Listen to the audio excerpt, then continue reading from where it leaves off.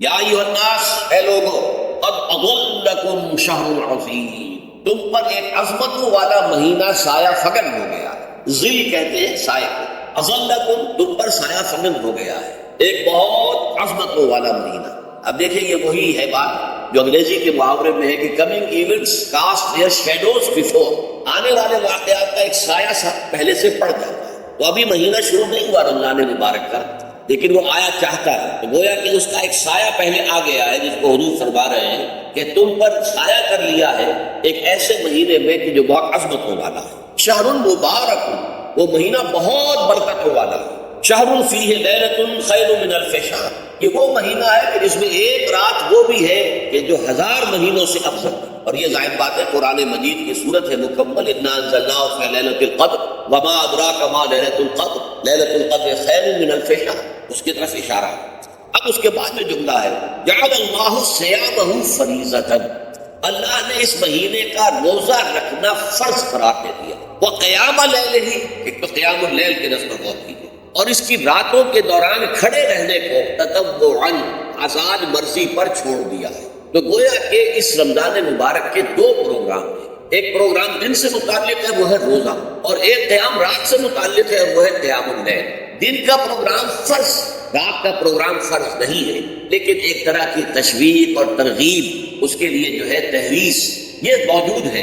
ورنہ تو یہ ہے کہ ہر رات جو ہے اس میں تہجد آپ پڑھیں، رات کو کھڑے رہے، وہ اللہ تعالیٰ کو بہت پسندیدہ ہے۔ تہجد حضور کے لیے تو فرض کے درجے میں نہیں ہے، لیکن عام مسلمانوں پر فرض نہیں ہے۔ البتہ جو کوئی کر سکے ان کے لیے یقیناً بہت اعلیٰ مراتب ہے، بہت اونچے درجات ہیں، تو وہ تو کسی بھی شب پورے سال آپ کریں، لیکن اس کے لیے خاص طور پر چونکہ اہتمام کیا گیا، لہذا جعلہ کا جو فعل ہے اس کے مفعول میں جہاں یہ شامل ہے، نمبر 1 جعل اللہ صیامہ فریضۃ، روزہ رکھنا فرض قرار دے، اور اس کی راتوں کو کھڑے رہنا یہ تمہاری مرضی پر چھوڑ دیا، اسے فرض نہیں کیا۔ بس اس تمہید کے بعد اب میں شروع کروں گا استقبال رمضان کے ضمن میں روزے کی حکمتیں کیا ہیں، اس کے احکام کیا۔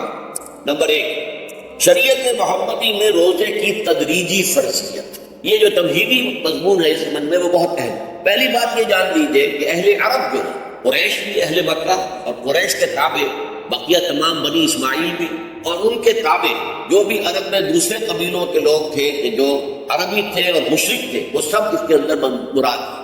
تو فرمایا گیا کہ ان لوگوں میں روزے کی عبادت معروف نہیں تھی۔ یا تو یہ ہے کہ حضرت ابراہیم علیہ السلام کے زمانے میں روزے کی عبادت تھی ہی نہیں، کیونکہ یہ لوگ اپنے قول کے مطابق ملت ابراہیم پر تھے، لیکن یہ ہے کہ بہرحال روزے کی عبادت سے ناآشنا تھے۔ کیا وجہ ہے یہ ہم نہیں جانتے۔ آپ کو معلوم ہے نماز سے وہ واقف تھے، اگر تو اس کا حلیہ انہوں نے بگاڑ دیا تھا، تالیاں بجاتے تھے، سیٹیاں بجاتے تھے یہ، لیکن نماز کہتے تھے اسے نماز۔ طواف سے وہ واقف تھے، اگرچہ اس کے ضمن میں اتنی گھناؤنی حرکت بھی کی تھی کہ مرد اور عورتیں وہ بالکل برہنہ ہو کر طواف کرتے تھے، تو اسے بہت فضیلت والی بات سمجھتے تھے، بہت خدا رسیدگی کی بات سمجھتے تھے کہ قابل برہنہ ہو کر طواف کیا، لیکن بہرحال طواف تھا۔ اسی طرح قیام عرفہ، قیام منی یہ بھی موجود تھے۔ تو حج کے بھی بہت سے ارکان جو ہیں وہ ان کے یہاں معروف تھے، اور ویسے خیرات و صدقات، چاہے زکوٰۃ ایک خاص نظام کے تحت نہیں تھی، لیکن زکوٰۃ و صدقات، بھوکوں کو کھانا کھلانا، یہ ان کے یہاں اعلیٰ مقدار میں یہ چیزیں شامل تھیں، اخلاقیات کے اونچے مقام سے۔ اس صوم کا ان کے یہاں قطعاً کوئی ذکر نہیں تھا، روزے کی عبادت جو ہے ان کے یہاں بالکل نہیں تھی۔ البتہ صوم کا لفظ موجود، یہ لفظ وہ استعمال کرتے تھے اپنے گھوڑوں کے لیے، روزہ رکھواتے تھے گھوڑوں۔ اس کا پس منظر یہ ہے کہ ان کے ہاں آپ کو معلوم ہے کہ لڑائی، دنگا فساد، جنگ، اور یہ کہ غارت گری کرنا، لوٹ مار کرنا، یہ تمام ان عرب قبائل کا پیشہ تھا، اصل پیشہ یہی تھا۔ اس میں ان کے پاس 2 جانور تھے، ایک تو اونٹ جو ہے وہ ان کی جو باب و ہوا ہے، ان کے جو حالات ہیں اس کے ساتھ پوری مطابقت رکھے، یعنی اسے کئی دن کھانے کو نہ ملے اسے پرواہ نہیں، ہفتہ بھر پانی نہ ملے اسے کوئی پرواہ نہیں۔ اس اعتبار سے دھوپ کی کتنی ہی جو ہے تپش، اونٹ کو کچھ نہیں کہتے، لیکن یہ کہ وہ سست رفتار بنتا، لڑائی کے لیے، جنگ کے لیے، خاص طور پر غارت گری جہاں کرنی ہو، جہاں جا کر گویا کہ ڈاکہ مارنا، پھر دوڑنا ہے، بھاگنا ہے، واپس جانا ہے، انہیں گھوڑے کی ضرورت ہوتی تھی جو سریع رفتار ہے، لیکن گھوڑے میں یہ اوصاف نہیں تھے۔ وہ بھوک کو برداشت نہیں کر سکتا، مزمحل ہو جائے گا، وہ پیاس کو برداشت نہیں کر سکتا، مزمحل ہو جائے گا، وہ دھوپ کو برداشت نہیں کر سکتا، مزمحل ہو جائے گا، اور اگر یہ گھوڑا مزمحل ہو جائے تو سوار کا کیا حشر ہوگا، وہ آپ اسے اندازہ کر لیجیے کہ اصل تو پھر ہلاکت سوار کی ہوگی۔ اس لیے وہ اسے تیار کرتے تھے جنگ کی صعوبتوں کو برداشت کرنے کے لیے، اس کا دانا پانی بند کر دیا، اور اس کا منہ جو ہے وہ عرب بدو جو ہوتا تھا خود تو اپنا چہرہ اور سر لپیٹ لیتا تھا کپڑے کے اندر جب وہ چلتی تھی، ان کے یہاں باد سموم تیز آگ جیسی ہوا جو ہے جس کے اندر ریت کے ذرات بھی ایسے ہوتے تھے گویا کہ کسی بھاڑ کی جو ہے اس کے اندر کی ریت جو ہے وہ چلی آتی ہے، تو گھوڑے کا رخ ادھر کر کے کھڑے کر دیتے تھے، خود اپنے منہ پر ڈاٹا واٹا باندھا ہوا اپنی حفاظت کے لیے، تاکہ اس کے اندر دھوپ کی سختی برداشت کرنے کی عادت پیدا، پیاس کی برداشت کرنے کی عادت پیدا، بھوک کو برداشت کرنے کی، اس کو کہتے تھے صوم۔ صوم کے لفظی معنی رک جانا، اب یہ کھانے پینے سے رکا ہوا ہے اور یہ دھوپ کی سختیاں برداشت کرنے کے لیے دھوپ کے اندر، اور وہ جو آتی تھی وہاں پہ باد سموم اس کے اندر بھی اس کا سامنا کرنے کے لیے تیار۔ تو یہ پس منظر ہے روزے کا لغوی اعتبار سے، اور یہ کہ اہل عرب جو ہے قرآن وہ اس عبادت سے ناواقف، لہٰذا ہمیں پورے مکی قرآن میں اس کا کہیں ذکر نہیں ملتا۔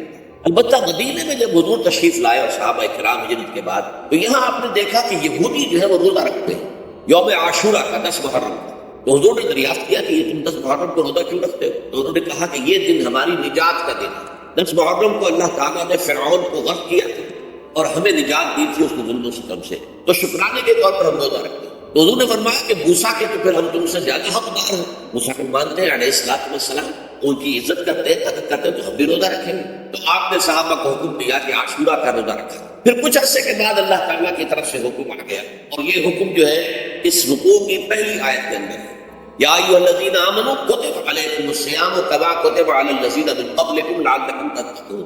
لیکن جیسا کہ میں بعد میں بتاؤں گا، یہ حکم صوم رمضان کا نہیں ہے، بلکہ یہ کہ اللہ کے حکم سے پہلے 3 دن کے روزے فرض کیے گئے، ہر مہینے کی 13ویں، 14ویں اور 15ویں تاریخ کو روزہ رکھو۔ اس میں بڑی حکمت تھی، کیونکہ یہ اگر عادی نہیں تھے روزے کے تو انہیں تدریجاً خوگر کرتا تھا۔ ظاہر بات ہے کہ 30 دن جو ہے وہ تو بڑی مدت ہے، ظاہر بات ہے کہ مئی کا مہینہ بھی آ جائے گا، اس میں جون بھی آئے گا، جولائی بھی آئے گا، قیامت خیز مہینے آ جائیں گے، تو بڑی ہمت جواب دے جائے گی، تو پہلے روزہ ہر مہینے 3 روزے رکھنے کی ان کو مشق کرائی جائے تاکہ یہ عادی ہو۔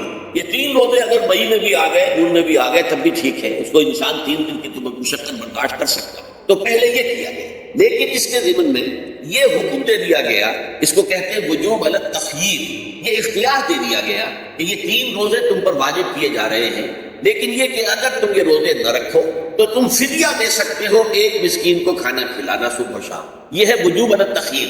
دوسری رعایت یہ دی گئی کہ اگر کوئی شخص ان 3 تاریخوں میں بیمار ہو یا سفر پر ہو تو وہ تعداد دوسرے دنوں میں پوری کرے۔ یہ ہے گویا کہ سب سے پہلا حکم جو دیا گیا ہے، اور اس کے ضمن میں میں چاہتا ہوں کہ آیت نمبر 2 آپ اچھی طرح پڑھیں، اپنا سامنے رکھیے اور اس کے حوالے سے یہ بات سمجھیں۔ ایام معدودات، یہ دن ہے چند گنتی کے۔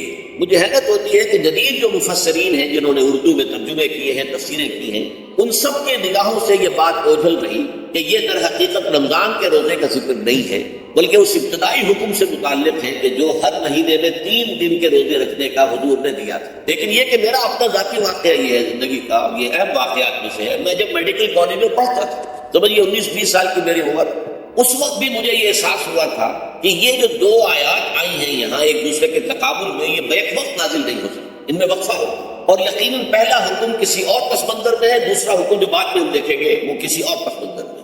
تو میری رائے یہ تھی، اور میں اس پر قائم بھی تھا، بیان بھی کرتا تھا، لیکن ڈرتا تھا، اس لیے کہ اس وقت تک جتنی تفسیریں میں نے دیکھی تھی، ترجمے دیکھے تھے، ان میں سے کسی نے یہ بات کہی نہیں تھی۔ تو ایک آدمی اپنی رائے کے اوپر اتنی بڑی بات کہہ دے تو میں ڈرتا رہتا تھا، لیکن کہتا تھا کہ میری رائے یہی ہے۔ پھر اتفاق سے جماعت اسلامی ہند کا ترجمان ہوتا تھا ماہنامہ زندگی، عروج احمد قادری صاحب اس کے مدیر تھے۔ وہ جو ایک پرچہ آیا اس میں انہوں نے تنقید کی تھی مولانا سید انور شاہ بخاری رحمۃ اللہ علیہ پر، کہ ان کشمیری رحمۃ اللہ علیہ سے ان کے اوپر یہ تنقید کی تھی کہ انہوں نے یہ عجیب بات کہہ دی ہے کہ یہ جو حکم ہے یہ رمضان کا نہیں ہے، بلکہ رمضان سے پہلے جو حضور نے حکم دیا تھا 3 دن کے روزے رکھنے اس سے متعلق۔ اب مجھے اس کے اوپر پورا اطمینان ہو گیا کہ اگر سید محمد انور شاہ کاشمیری رحمۃ اللہ علیہ کی رائے یہ ہے تو متفق ربیع رائے ابو علی برائے من، مجھے اب اس سے زیادہ اور کسی سند کی ضرورت نہیں۔ بعد میں نے جب تفسیر کبیر اور امام راضی رحمۃ اللہ علیہ کی اس کا بھی مطالعہ شروع کیا تو میں حیران ہوا کہ سلف میں تو یہ رائے کثرت سے موجود تھی۔ کیا سبب ہوا ہے کہ آج کے دور کے جو مترجمین اور مصنفین ہیں ان کی نگاہوں سے بالکل یہ بات اوجھل ہو گئی؟ اس معاملے کو میں حل آج تک نہیں کر سکتا، لیکن اب میں پورے تیقن سے آپ سے کہہ رہا ہوں کہ یہ جو پہلی 2 آیتیں ہیں ان کا تعلق صوم رمضان سے نہیں ہے، بلکہ ان کا تعلق ہے وہ 3 دن کی۔ اس کی سب سے بڑی دلیل اس کے اندر موجود ہے ایام معدودات، گنتی کے چند دن۔ اب 30 یا 29 دن جو ہے وہ گنتی کے چند دن نہیں ہو سکتے، تو اچھی بڑی طاقت. پھر یہ ہے کہ یہ معدودات جو ہے اس کو کہا جاتا ہے جمع قلت. یہ زیادہ سے زیادہ 9 پر اس کا اطلاق ہوتا ہے، اس وزن پر جو جمع آتی ہے. اور اس میں جو ہے خود قرآن مجید میں حج کے سلسلے میں مینا کے قیام کے ضمن میں الفاظ آئے ہیں ایام معدودات فمن تعجل فی یومین فلا اثم علیہ ومن تاخر فلا اثم علیہ. مینا میں قیام ہے گنتی کے چند دن، تو جو 2 دن ہی میں جلدی کر کے وہاں سے واپس ہو جائے اس میں بھی کوئی اس گناہ نہیں ہے، اور جو مؤخر کر کے 3 دن پورے کرے اس پر بھی کوئی گناہ نہیں. تو وہاں پر بھی نظیر موجود ہے کہ 2 یا 3 دن پر اس کا اطلاق ہو.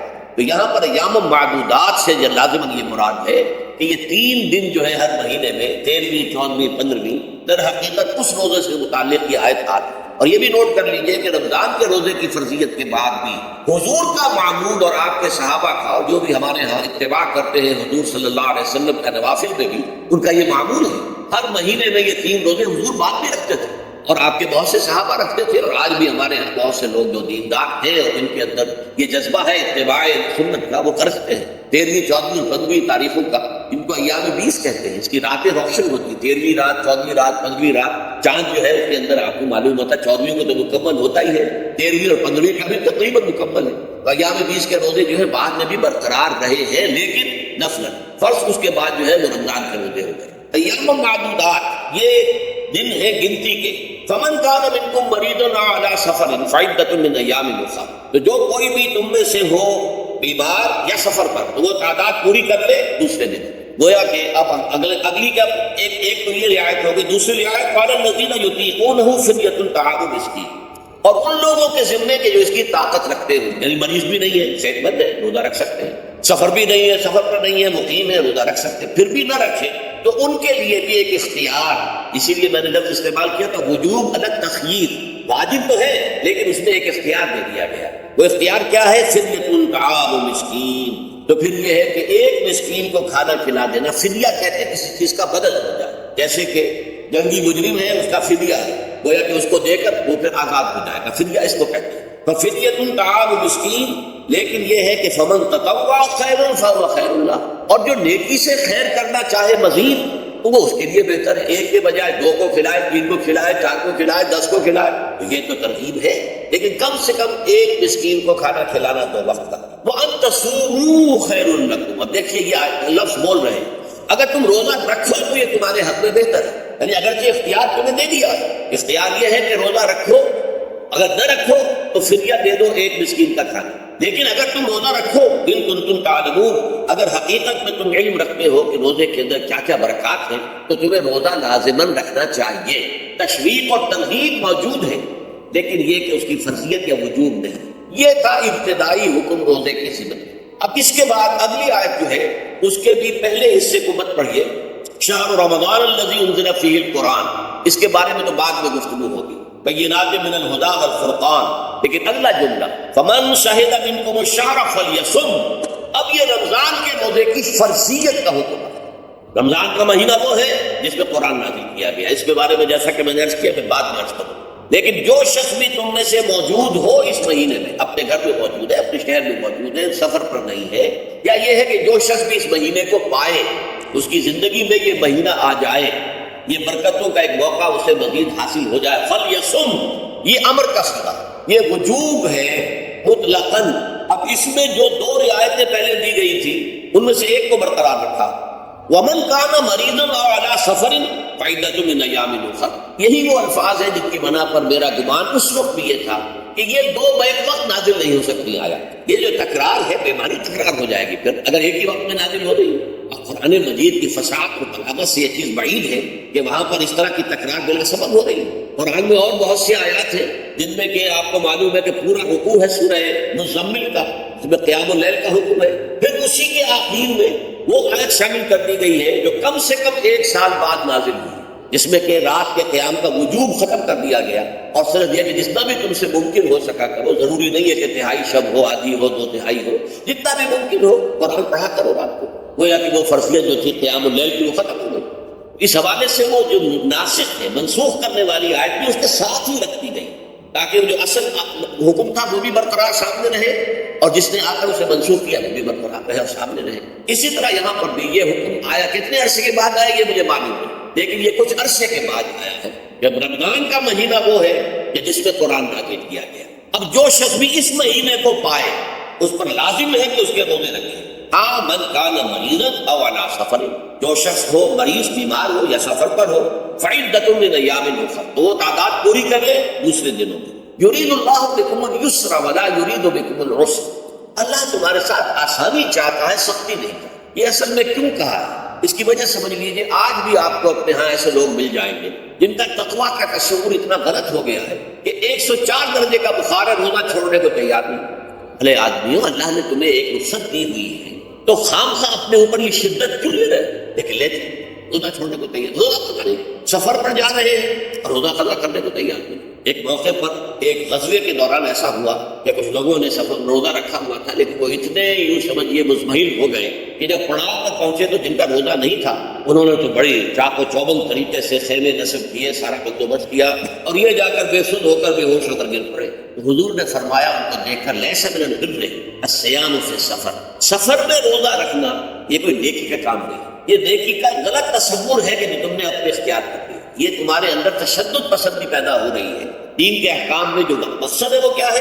یرید اللہ بکم الیسر ولا یرید بکم العسر. اسی پر عمل کرتے ہوئے حضور نے فرمایا کہ جو بھی علماء دین ہیں یا جو رہنمایان دین ہیں ان کا کام کیا ہے؟ آپ نے فرمایا یسروا ولا تعسروا، دیکھو آسانیاں پیدا کرو، سختیاں پیدا نہ کرو. دین میں سختیاں پیدا کرنا بھی وہ اسر اور اغلاط بن جاتا ہے کہ جس کو رفع کرنے کے لیے اور جس سے لوگوں کو، یہودیوں کو اور تمام اہل کتاب کو نجات دینے کے لیے اللہ تعالیٰ نے اپنے رسول محمد صلی اللہ علیہ وسلم کو بھیجا. وَيَضَعُ عَنْهُمْ إِصْرَهُمْ وَالْأَغْلَالَ الَّتِي كَانَتْ عَلَيْهِمْ، کہ جہاں وہ نیکی کا حکم دیتے ہیں، بدی سے روکتے ہیں، پاکیزہ چیزوں کو حلال ٹھہراتے ہیں اور خبیث چیزوں کو، ناپاک چیزوں کو حرام قرار دیتے ہیں، وہی جو لوگوں کے اوپر سے وہ بوجھ بھی ختم کرتے ہیں کہ جو انہوں نے خام خواہ اپنے اوپر لاد کیا. تو ان میں سے یہ بھی ہے کہ یہ نیکی کا کام نہیں ہے کہ آپ سفر میں ہیں اور روزہ رکھیں. یرید اللہ بکم الیسر ولا یرید بکم العسر وَلَتُكْمِلُوا الْعِدَّةَ، لیکن یہ بات واضح رہے کہ اب تمہارے لیے تعداد کو پورا کرنا لازم ہے. یہ نہیں ہے کہ آپ اس کی جگہ پر فدیہ دے دیں تو بات پوری ہو جائے گی. روزے کی تعداد، آپ کے رمضان میں 2 روزے 3 روزے چھوٹ گئے بیماری کی وجہ سے، ٹھیک ہے، لیکن دوسرے دنوں میں اس کی قضا دینی لازم. وہ روزے رکھنے جو ہے آپ پر لازم، ان کا کوئی بدل جو ہے وہ فدیہ نہیں ہو سکتا. البتہ یہ نوٹ کر لیجیے کہ حکمت نبوی ہے کہ یہاں اگرچہ وہ فدیے کا حکم جو ہے گویا کہ بظاہر قرآن مجید کے الفاظ سے محسوس ہوتا ہے کہ مطلقاً منسوخ ہو گیا، لیکن حضور نے اس کو خاص حالتوں میں باقی رکھا ہے. کوئی شخص اتنا بوڑھا ہو چکا ہے یا خاتون اتنی بوڑھی ہو چکی ہے کہ دن بھر کا فاقہ جو ہے اس میں اندیشہ ہے کہ کہیں ہلاک نہ ہوگا. کوئی مریض ہے، مرد ہے یا عورت ہے، وہ ڈائبٹیز کی مریضہ ہے، اس کو وہ شوگر کا مرض ہے اور وہ اس کو برداشت نہیں کر سکتی، شوگر لیول بہت نیچے ہو جائے تو بہت باتیں ہو سکتی. کوئی ایسا مریض ہے جس کو مرض سے شفا پانے کی اب کوئی امید ہے ہی نہیں کہ میں مرض سے شفا پا جاؤں گا یا پا جاؤں گی تو اس کے بعد میں روزہ مکمل کر دوں گی. نہیں، ایسے لوگوں کے لیے حضور نے اس رعایت کو برقرار رکھا کہ ایسے لوگ اگر ایک مسکین کو کھانا کھلا دے تو یہ فدیہ بن جائے. لیکن جو بھی شخص صحت مند ہو اور صحت کی توقع رکھتا ہو اور جو شخص بھی طاقت رکھتا ہو روزے کا قضا کر دینے کا، اس کے لیے لازم ہے کہ روزوں کی قضا. وَلِتُكْمِلُوا الْعِدَّةَ وَلِتُكَبِّرُوا اللَّهَ عَلَى مَا هَدَاكُمْ، اور تاکہ تم اللہ کی کبریائی کا اعلان کرو اس چیز پر کہ جو اس نے تمہیں ہدایت عطا فرمائی. اب اس کا ایک تو ظاہر ہے کہ جب روزے ختم ہوتے ہیں عید الفطر میں تکبیر، اضافی تکبیرات کے ساتھ 2 رکعتیں ہیں جو ہم ادا کرتے ہیں. احناف کے نزدیک 6 اضافی تکبیرات ہیں اور اہل حدیث کے نزدیک 12، لیکن تکبیرات ہیں اضافی. اور یہ کہ جاتے ہوئے اور آتے ہوئے عید کے لیے آپ جا رہے ہیں تو تکبیرات پڑھتے ہوئے جائیں، واپس آ رہے ہیں تکبیر پڑھتے ہوئے آئیے. اور یہ بھی کہ جاتے ہوئے راستہ کوئی اور، آتے ہوئے راستہ کوئی اور اختیار کیجیے تاکہ پورا شہر، پوری بستی جو ہے تکبیر کی آواز سے گونجے. یہ ظاہر ہے. باطن اس کا کیا ہوگا؟ اللہ کی کبریائی کا اعلان کرو، اللہ کی کبریائی کو نافذ کرنے کی کوشش کرو. جب اللہ نے تمہیں ہدایت دے دی ہے، تمہیں اپنے دین حق سے نواز کیا، تمہارا فرض ہے کہ اس کو قائم کرو، اس کے لیے جد و جہد کرو، اس کے لیے تن من دھن لگاؤ، اس کے لیے جان و مال سے جہاد کرو. وَلِتُكَبِّرُوا اللَّهَ عَلَى مَا هَدَاكُمْ وَلَعَلَّكُمْ تَشْكُرُونَ، اور تاکہ تم واقعتاً شکر کرو. اس پر بھی گفتگو بعد میں ہوگی. یہ حکمت قوم کے حوالے سے ہے یہ لفظ. اس کے بعد جو ہے ایک آیت چھوڑ کر پھر اگلی 5ویں آیت پڑھی. یہ ہے تکمیلی احکام. ابتدائی احکام آ گئے. نمبر 2 میں صوم رمضان کا حکم آ گیا. نمبر 3 پر ہوا کیا تھا کہ جب روزوں کا حکم دیا گیا تو چونکہ مثال آپ نے رکھی تھی یہود کی کہ یہود جو ہے عاشورہ کا روزہ رکھتے ہیں، ہم بھی کیوں نہ رکھیں، مسلمانوں تم بھی رکھیں۔ اس سے گمان یہ کیا گیا کہ جو احکام یہود کی شریعت میں ہے روزے کے، شاید وہی ہماری شریعت میں یہ ہے، اور ان کی شریعت میں یہ تھا کہ رات کو سو گئے تو روزہ شروع ہو گئی، اور وہ روزہ اب نہ کوئی سحری ہے نہ رات میں کے دوران کوئی میاں اور بیوی جو ہے وہ ہم بستری کر سکتے ہیں، بلکہ یہ کہ وہ روزہ صبح سے لے کر پھر جب رات کے بعد صبح آئے گی، صبح سے پھر دوپہر اور شام اور غروب آفتاب پر جا کر روزہ ختم ہو، گویا کہ کم و بیش 20 گھنٹے کا روزہ یا 21 گھنٹے کا روزہ، کیونکہ اگر غروب آفتاب کے 3 گھنٹے کے بعد آدمی سو گیا تو وہاں سے جو روزہ شروع ہوا ہے تو غروب آفتاب پر اگلے روز جو ہے وہ ختم ہوگا تو ہو جائے گا 20-21 گھنٹے کا روزہ۔ یہ روزے کا حکم لوگوں نے سمجھا، اس کی صراحت کوئی نہیں تھی، لیکن لوگ جو ہے کیونکہ صراحت منفی بھی نہیں تھی مثبت بھی نہیں تھی، لہذا وہ رات کے وقت میں جب دن ہوتے تھے روزوں کے، ان کی راتوں میں وہ اپنی جو بھی ایک طبیعی ضرورت ہے، جو ہم بستری ہے میاں اور بیوی کی، شوہر اور بیوی کی، وہ کر گزرتے تھے جذبات کے اندر، جو بھی اس وقت ان کی احتیاج ہوئی، دل میں کھٹک رہتی تھی کہ پتہ نہیں ہم نے یہ صحیح کام کیا نہیں کیا، غلط کیا۔ اس سے یہ کہ ظاہر بات ہے کہ پھر قرآن مجید اسے قرار دے رہا ہے اپنے آپ سے خیانت کرنا۔ جب انسان اپنے ضمیر کے خلاف کوئی بات کر رہا ہے تو چاہے وہ بات صحیح ہے لیکن وہ اسے گناہ سمجھ کے کر رہا ہے، اس نے تو گناہ کیا، وہ اپنے آپ سے تو خیانت کر رہا ہے۔ ایک شخص ہے وہ بکری کا گوشت کھا رہا ہے لیکن سمجھتا یہ کہ یہ سور کا گوشت ہے، اس نے تو سور ہی کا کھایا نا، اس نے بکری کا تو نہیں کھایا، لیکن اس نے سمجھا یہ کہ یہ سور کا گوشت کھا رہا ہے۔ اس حوالے سے ایک دغدغہ سا دل میں رہتا تھا، پریشانی۔ تو اب جو یہ 5ویں آیت ہے، طویل ترین آیت ہے اس سلسلے کی، اس میں روزے کے تکمیلی احکام آ گئے جو ابدی ہیں، آج تک قائم ہے اور قیامت تک قائم رہیں گے۔ فرمایا وَأُحِلَّ لَكُمْ لَيْلَةَ الصِّيَامِ الرَّفَثُ إِلَىٰ نِسَائِكُمْ، اے مسلمانوں روزے کی راتوں میں تمہارے لیے حلال کر دیا گیا ہے اپنی بیویوں سے اپنی خواہش کا پورا کرنا۔ رَفَثُ إِلَىٰ نِسَائِكُمْ هُنَّ لِبَاسٌ لَكُمْ وَأَنتُمْ لِبَاسٌ لَهُنَّ، وہ تمہارے لیے بمنزلہ لباس، جیسے لباس کے اور انسان کے بدن کے درمیان کوئی حجاب نہیں، ایسے ہی شوہر اور بیوی کے درمیان بھی کوئی حجاب نہیں رہتا۔ ہن لباس لکم وانتم لباس لہن، اور ویسے بھی ایک معنی میں کہ جیسے لباس آپ کو گرمی کی شدت سے بچاتا ہے، ورنہ ہو سکتا ہے کہ تیز دھوپ جو ہے جو عرب میں ہوتی تھی وہ تو آپ کی کھالوں کو جلا دے، تو یہ حفاظت کا ایک ذریعہ بھی۔ اسی طریقے سے شوہر کے لیے بیوی اپنی عفت و عصمت کو برقرار رکھنے کے لیے ایک ذریعہ کہ کہیں حرام میں منہ نہ مارے، بیوی موجود ہے، حلال ذریعے سے اپنی خواہش پوری کرے۔ اور بیوی کے لیے شوہر اسی طریقے سے ایک ڈھال بن جاتا ہے کہ اسے خام خواہ ادھر ادھر دیکھنے کا کوئی خیال بھی کبھی نہ آئے، اس کی جو بھی نفسانی خواہش ہے اس کی شوہر پورا کر رہا ہے۔ تو اس اعتبار سے بھی ہن لباس لکم وانتم لباس لہن، علم اللہ انکم کنتم تختانون انفسکم، اللہ کے علم میں ہے کہ تم اپنے آپ سے خیانت کر رہے تھے۔ اس کی وضاحت میں پہلے کر چکا کہ دل میں یہ دغدغہ تھا کہ یہ حرام کعبہ کر رہے ہیں، یہ گویا کہ اپنے آپ سے خیانت، اللہ سے بغاوت نہیں تھی۔ کیوں کہ اللہ تعالیٰ کی طرف سے تو حکم تمہیں معلوم تھا ہی نہیں، آیا اس کی اجازت ہے یا نہیں ہے، لیکن اپنے آپ سے تو خیانت کر رہے ہیں، تم یہ سمجھ رہے تھے کہ یہ نہیں ہونا چاہیے، یہ گویا کہ ممنوع ہے اور کر رہے تھے، تو اس کو کہا کہ تم اپنے آپ سے خیانت کر رہے تھے۔ علم اللہ انکم کنتم تختانون انفسکم فتاب علیکم، تو اللہ نے تم پر اپنی رحمت اور مغفرت کے ساتھ توجہ فرمائی، یعنی جو کچھ اب تک ہو چکا ہے اسے اللہ نے معاف کر دیا، اسے صاف کر دیا، کلین سلیٹ۔ اب تمہارا جو اعمال نامہ ہے اس میں اس طرح کا اگر کوئی عمل درج ہو گیا ہے تو اللہ نے صاف کر دیا۔ وعفا عنکم، اور تمہیں معاف بھی کر دیا۔ فالآن باشروہن، تو اب تم ان کے ساتھ جو بھی تعلق زن و شو ہے اس کو اختیار کر سکتے ہو۔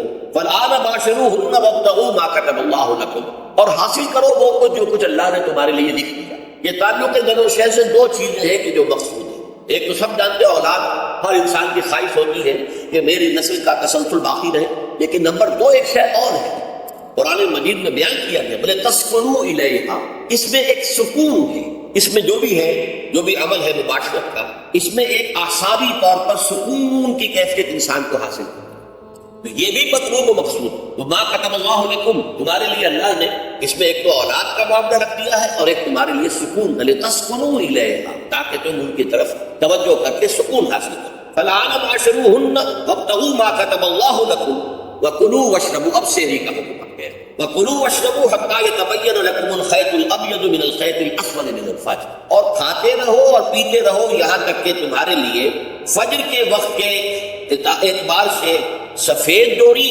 سیاہ ڈوری سے بالکل علیحدہ ہو جائے۔ اصل میں اس کو بعض صحابہ نے تو سمجھا کہ یہ لغوی معنی اس کے لیے لیے کہ آپ اپنے تکیے میں ایک سفید دھاگا رکھ لیا اور ایک کالا رکھ لیا، اور دیکھتے رہتے تھے جب یہ سفید اور کالا علیحدہ علیحدہ نظر آنے لگے تو پھر روزے کا رکھنے کا وقت شروع ہو چکا اور اب کھانا پینا بند کر دیا جائے۔ فرمایا کہ یہ مراد نہیں، یہ جب پاؤں پھٹتی ہے اس کے اندر ایک سفید سی لکیر جو ہے افق کے اوپر آتی ہے، یہ ہے مراد کہ وہ جو سفید لکیر ہے وہ ظاہر ہو جائے اور وہ رات کے اختتام کا گویا کہ ایک اعلان اور علم بن جائے۔ تو وَكُلُوا وَاشْرَبُوا، اب اس کی جو ہے بڑی تاکید کی گئی، تَسَحَّرُوا فَإِنَّ فِي السَّحُورِ بَرَكَةً، سحری ضرور کیا اور یہ در حقیقت برکت کا ذریعہ۔ یہ بھی آپ نے فرمایا ہمارے اور یہود کے روزے کے مابین جو فرق ہے وہ سحری ہے، یہ سحری، کیونکہ روزہ جو ہے وہ فجر سے لے کر اور غروب آفتاب تک، طلوع آفتاب سے نہیں فجر سے، جبکہ وہ سفیدہ سحر جس کو ہم کہتے ہیں نمودار ہو جائے، طلوع آفتاب کا بھی 1.5 گھنٹے بعد ہوگا،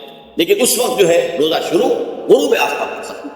اس حوالے سے اس سے پہلے کھانا پینا، اور اس میں بھی فرمایا گیا کہ بعض لوگ بہت زیادہ احتیاط کرتے وہ صحیح نہیں، اس لیے کہ فجر کے لیے اذان جب دیتے تھے اس میں بعض حضرات ذرا جلدی کرتے تھے، حضور نے فرمایا کہ نہیں دیکھو یہ ذرا جلدی کر دیتے ہیں، اگر تم میں سے کسی کے ہاتھ میں پیالہ ہے ابھی وہ کچھ کھا رہا ہے اذان ہو گئی ہے تو وہ اپنا پیالہ پورا کر لے، اس میں بھی تشدد کی ضرورت نہیں، جیسے کہ اس سے پہلے ہم پڑھ چکے یسروا ولا تعسروا یرید اللہ بکم اليسر ولا یرید بکم العسر، اللہ تمہارے ساتھ آسانی چاہتا، سختی نہیں چاہتا۔ اسی طرح فرمایا وَكُلُوا وَاشْرَبُوا حَتَّىٰ يَتَبَيَّنَ لَكُمُ الْخَيْطُ الْأَبْيَضُ مِنَ الْخَيْطِ الْأَسْوَدِ مِنَ الْفَجْرِ ثُمَّ أَتِمُّوا الصِّيَامَ إِلَى اللَّيْلِ، پھر اب روزے کو پورا کرو رات تک۔ إِلَى اللَّيْلِ میں پھر بڑی بحثیں ہوئی ہیں، اس لفظ کی مناسبت سے اہل تشیع اس کے قائل ہیں کہ جب کہ خوب اندھیرا ہو جائے، لیکن اہل سنت کا اجماع ہے کہ غروب آفتاب اس سے مراد، اس لیے کہ آغاز رات کا غروب آفتاب کے ساتھ، اور اس میں بھی احادیث کے اندر آیا ہے کہ تعجیل کرنی چاہیے۔ بعض لوگ وہی جو میں نے عرض کیا کہ تقویٰ کے تحت جو ہے جیسے کہ سفر میں بھی روزے رکھتے ہیں یا 104 بخار کے درجے میں بھی وہ روزہ قضا کرنے کو تیار نہیں ہوتے،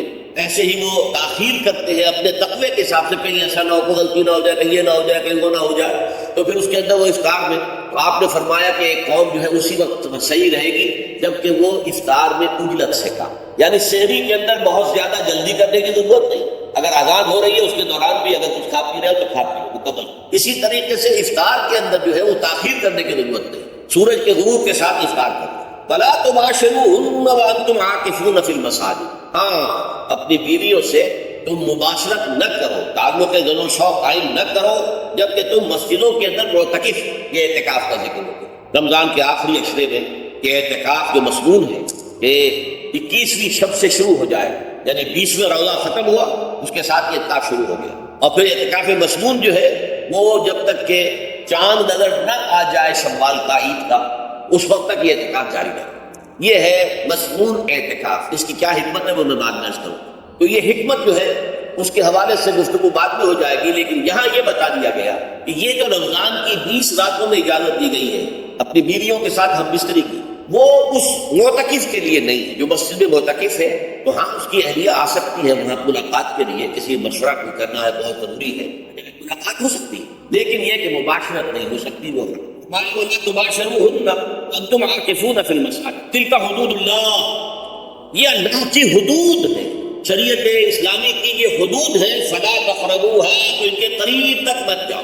قرآن مجید میں اس اعتبار سے دو انداز تعبیر ہے کہ اللہ کی حدود ہے فلا تعتدوها، یہ اللہ کی حدود ہے، ان سے تجاوز نہ کرو، اس حد کو پھلان نہ جاؤ، اس حد سے آگے نہ گزر جاؤ۔ یہاں ہے تقربوها، اللہ تعالیٰ کی حدود کے قریب تک نہ جاؤ۔ اس کی وجہ ایک حدیث میں بیان کر دی گئی ہے کہ جیسے ہر بادشاہ کی ایک چراگاہ ہوتی ہے، تو صرف شاہی جو بھی ہے جانور ہے ان کے یا گھوڑے ہیں یا کوئی اور ہے ان کے چرانے کے چرنے کے لیے وہاں پہ کوئی رعایت کا کوئی آدمی اپنی بھیڑ بکریاں وغیرہ نہیں لے جا سکتا، وہ حما کہلاتا تھا کہ یہ شاہ کے لیے مخصوص ہے، لکل ملک حمن وحم اللہ محارمہ، اللہ بھی بادشاہ ہے کائنات کا، ارض و سما کا، اس نے بھی جن چیزوں کو حرام کر دیا ہے وہ حما، اس میں داخل نہیں ہونا تھا، تو فرمایا کہ جو چرواہا اپنی بھیڑوں کو بالکل اس کی آخری حد تک لے جائے گا تو اندیشہ ہے کہ کوئی بھیڑ کوئی بکری چھلانگ لگائے اور اس چراگاہ میں داخل ہو جائے، اس لیے کیپ ایٹ اے ڈسٹینس، ایک فاصلے پر رہو، احتیاط کا تقاضا یہ ہے کہ اس آخری حد کے قریب نہ جاؤ،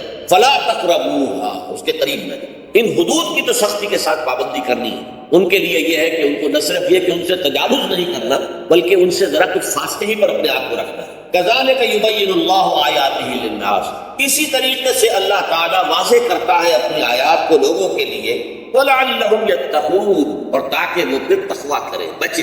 جب احکام معلوم ہو گئے اب بچنا آسان ہے، جب احکام معلوم نہیں تو اندیشہ ہے کہ کہیں کسی حرام کے اندر جو ہے وہ ملوث ہو جائے۔ جیسے کہ ایک حدیث میں آتا ہے کہ الحلال بین والحرام بین وبینہما مشتبہات، حلال کیا ہے یہ بھی واضح، حرام کیا ہے یہ بھی واضح، البتہ ان دونوں کے مابین کچھ چیزیں ہوتی ہیں متشابہات، پتہ نہیں حلال ہے کہ حرام ہے، تو تم بچو، ان چیزوں سے بھی بچو، اس لیے کہ اس کے اندر حرام ہونے کا اندیشہ ہے نا، لہذا ان سے بھی بچو۔ جو صریحاً حلال ہے اسی پر اکتفا، جن کے بارے میں تعین نہیں ہو پا رہا ہے کہ وہ حلال ہے، البتہ یہ بھی ثابت نہیں ہو رہا کہ وہ حرام ہے، تو ان سے بچ، یہ تقویٰ کا تقاضا ہے۔ اگرچہ قانونی اعتبار سے یہ کہا جائے گا کہ وہ مباح، جس شے کی حرمت کا ثبوت ہمیں کتاب اللہ اور سنت رسول سے نہ ملے وہ مباح ہے، لیکن یہ ہے کہ تقویٰ کا تقاضا یہ ہے، قانون کا تقاضا یہ ہے کہ مباح کو آپ اختیار کریں گے تو آپ پر گرفت نہیں ہو، اس لیے کہ اس کی حرمت ثابت نہیں ہے، لیکن تقویٰ کا تقاضا یہ ہے کہ آپ صرف اس شے پر اکتفا کریں گے جس کے حلال ہونے کے لیے ثبوت اور دلیل موجود۔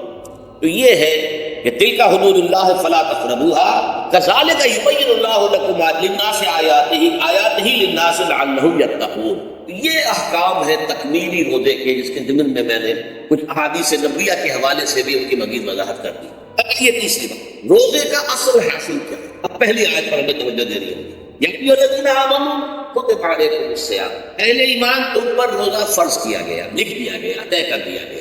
اگرچہ جیسا کہ میں نے عرض کیا یہ ابتدائی حکم ہے اور اس میں وجوب علی التسہیل وہ بعد میں آ چکا دوسری آیت، کما کتب علی الذین من قبلکم، جیسے کہ یہ فرض کیا گیا تھا ان پر جو تم سے پہلے تھے، یعنی یہود اور نصارہ، ان پر بھی یہ روزہ جو ہے یہ فرض تھا۔ البتہ احکام مختلف ہو گئے، جیسے جمعے کا دن، اور جمعے کو چھوڑ کر یہودیوں نے سبت کا دن اختیار کیا، عیسائیوں نے جو ہے وہ سنڈے کو اختیار کر لیا، لیکن احکام میں فرق ہے۔ وہاں پورے سبت کے دن، ہفتے کے دن کاروبار دنیاوی مطلقاً حرام، لیکن ہمارے ہاں شریعت کے اندر آسانی پیدا کی گئی کہ صرف جمعے کی اذان سے لے کر نماز ادا ہو جانے تک وہ حرام ہے، لیکن باقی یہ ہے کہ اس سے پہلے بھی اگر کرو اور بعد میں جب فَإِذَا قُضِيَتِ الصَّلَاةُ فَانتَشِرُوا فِي الْأَرْضِ وَابْتَغُوا مِن فَضْلِ اللَّهِ، جب نماز ادا ہو چکے تو جاؤ، منتشر ہو سکتے ہو زمین میں اور اللہ تعالیٰ کے فضل کو تلاش کر سکتے ہیں۔ تو اسی طریقے سے اگرچہ حکم روزہ جو ہے وہ تو سابقہ امتوں میں بھی تھا، لیکن یہ اس کے احکام جو ہے ان کے اندر تغیر و تبدل ہے۔ کتب علیکم الصیام کما کتب علی الذین من قبلکم لعلکم تتقون، تاکہ تمہارے اندر تقویٰ پیدا۔ اب یہ ہے حکمت صوم کی پہلی آیت۔ تقویٰ کسے کہتے ہیں؟ بچنا۔ کس چیز سے بچنا؟ اللہ نے جو چیزیں حرام کی ان سے بچنا، اللہ کے احکام کو توڑنے سے بچنا۔ دیکھیے یہ لفظ جو ہے اس کا مادہ ہے وا، آف اور یا، وقا۔ وقا یقی کے معنی ہے کسی کو بچانا۔ ہم دعا مانگتے ہیں وقنا عذاب النار، اے اللہ ہمیں آگ کے عذاب سے بچانا۔ لیکن اتقا بنتا ہے باب افتعال، واو تے میں شامل ہو گئی تو اتقا، اور اسی سے تقویٰ۔ تقویٰ کے معنی کیا ہے؟ بچنا، خود بچنا۔ وقا یقی دوسرے کو بچانا، بچنا اللہ کے احکام کو توڑنے سے، اللہ کی حرام کردہ چیزوں میں ملوث ہونے سے، اللہ کے غضب سے، غصے سے، اللہ کی ناراضگی سے، اور آخرت میں اللہ کے عذاب سے، یہ بچنے کی روش ہے۔ پوری زندگی میں بھی اس کو جاری رکھیں۔ یہ تقویٰ زندگی میں کیا ہوگا؟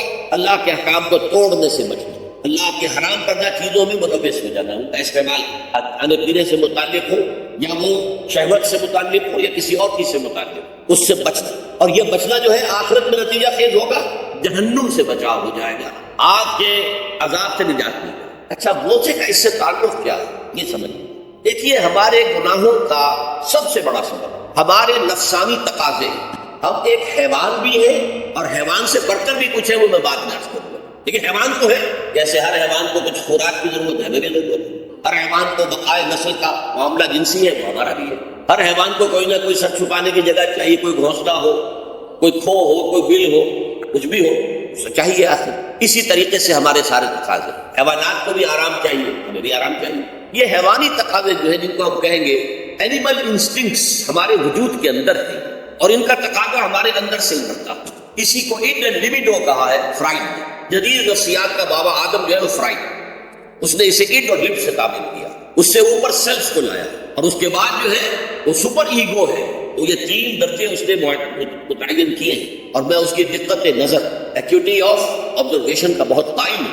ویسے نظریات کا جو نتیجہ اس نے نکالا ہے وہ غلط، لیکن ایکویٹی آف آبزرویشن کا قائل ہوں کہ اس نے انسانی شخصیت کے تین لیولز کو آئیڈینٹیفائی کیا۔ یہی تین لیول ہمارے ہاں، نفس، قلب، روح، یہ تین لیولز۔ اس نے کہا ایڈ اینڈ لیبیڈو یہ لوسٹ ہے، پھر ایگو، سیلف، پھر سپر ایگو، تین لیول کو بھی مانتا، اگرچہ ان کی تعبیر اس نے غلط کی ہے، لیکن جہاں تک ایڈ اور لیبیڈو کی تعبیر ہے وہ صحیح ہے۔ وہ حیوانی تقاضے. اچھا، ان حیوانی تقاضوں کے بارے میں یہ بات بھی تو واضح رہنی چاہیے کہ یہ اندھے بہرے، انہیں صرف اپنی گریٹیفیکیشن، اپنے تسکین سے جو ہے ساری بحث ہے. اس سے کوئی غرض نہیں کہ حلال ذریعے سے ہو، حرام ذریعے سے ہو. پیٹ کھانے کو مانگتا ہے بھوک کے اندر، اب آدمی جو ہے حرام کے اندر بھی بیمار بیٹھتا ہے. یہاں تک کہ خود شریعت اجازت دیتی ہے کہ اگر جان پر بن جائے آدمی جو ہے وہ فاقے سے مر رہا تو وہ کوئی حرام چیز کھا کر بھی اپنی جان بچا سکتا. لیکن عام حالات میں نہیں. لیکن ہو سکتا ہے ہمارا چٹخارا جو ہے وہ حرام کی طرف ہمیں لے جائے. کسی کو واقعتاً اللہ نہ کرے کہ سور کے گوشت کا چسکا لگ جائے، اس کے بغیر بچتا ہی نہیں، کھاتا ہے. شراب کی عادت ہو گئی، پیتا ہے، یہ نہیں. تو ہمارا پیٹ مانگتا ہے اور اسے اس سے غرض نہیں کہ حلال سے کھایا ہے یا حرام سے کھایا. ہماری شہوت اپنی تسکین چاہتی ہے، اسے اس سے غرض نہیں کہ حلال سے یا حرام سے، جائز سے یا ناجائز سے. اسی طریقے سے ہمارے تمام تقاضے جو حیوانی ہیں، ایک تو یہ کہ بہت زوردار اور چونکہ وہ اندھے بہرے ہیں، لہذا جو قرآن میں کہا کہ ان النفس لامارۃ بالسوء، یہ نفس تو بدی کا حکم دیتا ہی ہے. یہ گویا کہ اس کے اندر رجحان جو ہے انہیرنٹ ہے کہ وہ بدی کی طرف انسان کو ترغیب دلاتا ہے، چاہے وہ اپنی ضروریات سے متعلق ہو، چاہے چٹخاروں سے متعلق ہو، چاہے جو بھی لذت اسے درکار ہے اس سے متعلق ہو، چاہے وہ جنسی لذت ہے اور چاہے وہ طعام کی، یعنی جسے ہم کہتے ہیں کہ انسان جو ہے وہ اپنے پیٹ اور فرج کا غلام بنتا رہ جائے، اس لیے کہ جو تقاضا بھی آیا ہے وہ پورا کرے. یہ جو کیفیت انسان کی ہے، اس کے لیے ایک مشق جو ہے وہ روزہ فراہم کرنا. روزے کے آپ نے 12، 13، 14 گھنٹے کا بھی روزہ ہوتا ہے، بعض جگہوں پر 16، 17 گھنٹے کا روزہ ہوتا ہے. اس عرصے میں آپ اپنے نفس کو حلال چیزوں سے بھی روکے رکھتے ہیں. اس منہ گھوڑے کو، منظور بھیڑوں کو جو ہے آپ اس کی لگام کس کر رکھتے ہیں کہ حلال بھی نہیں کھانا دے رہے. بھوک لگی ہوئی ہے، کھانا بہترین موجود ہے، نہیں کھا سکتے، اللہ کا حکم نہیں ہے، اللہ کی اجازت نہیں. شدید پیاس ہے، بہترین مشروبات فریج میں رکھی ہوئی، نہیں کھا سکتے، نہیں پی سکتے، جائز نہیں. حالانکہ حلال ہے، حرام نہیں ہے. بیوی موجود ہے، یا جیسے کہ لونڈیوں کا معاملہ ہوتا تھا، لونڈی موجود ہے، لیکن نہیں، آپ اپنی شہوت جو ہے وہ اس سے پوری نہیں کر سکتے. یہ پابندیاں نفس کے اوپر لگانا، یہ ایک مشق، یہ ایک ریاضت ہے. اس ریاضت کا حاصل یہ ہونا چاہیے کہ انسان بقیہ 11 مہینوں میں اپنے آپ کو حرام سے تو بچائے. یہاں وہ حلال سے رکا ہوا اللہ کے حکم سے، کہ حلال چیز بھی نہیں کھا رہا، دن بھر نہیں پی رہا، دن بھر نہیں اپنی کوئی شہوت پوری کر رہا، دن بھر حلال ذرائع سے بھی، تو اس سے اس کے اندر یہ ایک، اس کو ہم کہیں گے سیلف کنٹرول پیدا ہوتا، اپنے نفس کو قابو میں کرنا. یہ گویا کہ اس کا سب سے پہلا اس روزے کی ریاضت، روزے کی مشق کے حوالے سے یہ اس کی حکمت ہوئی کہ اس سے کے ذریعے سے انسان میں سیلف کنٹرول پیدا ہوتا ہے، ضبط نفس. یہاں پہ تھوڑی سی میں وضاحت کر دوں. رہبانیت کے اندر آپ کو معلوم ہے کہ سیلف اینیہیلیشن، انگریزی الفاظ جو ہیں وہ زیادہ بعض لوگوں کے لیے واضح ہوں گے. نفس کشی، نفس کو کچل دینا، ختم کر دینا، مار دینا، یہ رہبانیت میں ہوتا ہے، اسلام میں نہیں. اسلام کا نظام بڑا متوازن ہے. ان لنفسک علیک حقا وان لزوجک علیک حقا وان لزوجک علیک حقا. حضور نے فرمایا دیکھو تمہارے نفس کا بھی تم پر حق، اسے مناسب حد تک آرام دینا بھی تمہارے ذمہ ہے، اسے غذا بہم پہنچانا بھی تمہارے ذمہ ہے. فرق صرف کیا ہے؟ حلال سے ہو، حرام سے ہو. اس کی شہوت کو پورا کرنا بھی تمہارے ذمہ ہے. فرق صرف کیا ہے؟ جائز راستے سے ہو، حرام سے ہو. اس کا نام ضبط نفس، سیلف اینیہیلیشن، نفس کو کچل دینا. یہ جو تپسیاں جو ہیں ہندو سادھو کرتے رہے ہیں، اور جو سب سے زیادہ معاملہ جو ہے وہ جو راہب ہوتے تھے حضرت مسیح علیہ السلام کے پیروکاروں میں، انہوں نے تاریخ کے اندر جو مثالیں دی ہیں اس کا جو ہے اندازہ کرنا مشکل ہو جاتا ہے کہ کس درجے وہ لوگ اپنے نفس کو کچل دیتے ہیں، جس کا قرآن مجید میں سورہ حدید میں ذکر بھی ہے. اکثر لوگ تو پابندی نہیں کر سکتے تھے، اپنے اوپر پابندیاں لگانے کے بعد غلط راستوں پر بھی چل پڑتے تھے، لیکن جو لوگ ان پابندیوں کو نبھاتے تھے وہ کس انتہا تک جاتے تھے. کبھی آپ جو ہے ہسٹری آف کرسچن منسٹریشن پر تاریخ کی کتابیں لکھی گئی ان کو پڑھیں تو اندازہ. مولانا مودودی نے تفسیر القرآن میں اس کا کچھ حوالے دیے ہیں. واقعہ یہ کہ روکتے کھڑے ہو جاتے ہیں انسان پر کہ اس درجے میں انہوں نے اپنے نفس کو کچلا. ہمارے صوفیہ کے ہاں بھی بعض ایسی روایات صحیح ہیں یا غلط بیان کی جاتی ہیں، لیکن اسلام کا اصل معاملہ کیا ہے؟ توازن، اعتدال. تمہارے نفس کا بھی تم پر، ان لنفسک علیک حق، تمہاری بیوی کا بھی تم پر حق ہے، وان لزوجک علیک حق، تمہارا جو بھی کوئی ملاقاتی آئے، کوئی دوست ہے، اس کا بھی زورک علیک حق، زیارت کرنے کے لیے کوئی آیا اس کا بھی حق، ان کے حقوق ادا کرو. حضرت عبداللہ بن عمرو بن العاص رضی اللہ تعالیٰ عنہ صحابہ کرام نے اس اعتبار سے بہت ممیز تھے کہ ان پر عبادت جو ہے، عبادت گزاری کا اتنا غلبہ ہو گیا تھا، ہر روز روزہ رکھتے تھے اور رات کو پوری رات کھڑے رہتے تھے. حضور کو اطلاع دی گئی، انہوں نے طلب کیا فوراً. آپ نے فرمایا یا عبداللہ الم نخبر، کیا ہمیں یہ خبر نہیں دی گئی انک تصوم النہر وتقوم اللیل کہ تو ہمیشہ رات کو کھڑا رہتا اور ہر روز روزہ رکھتا.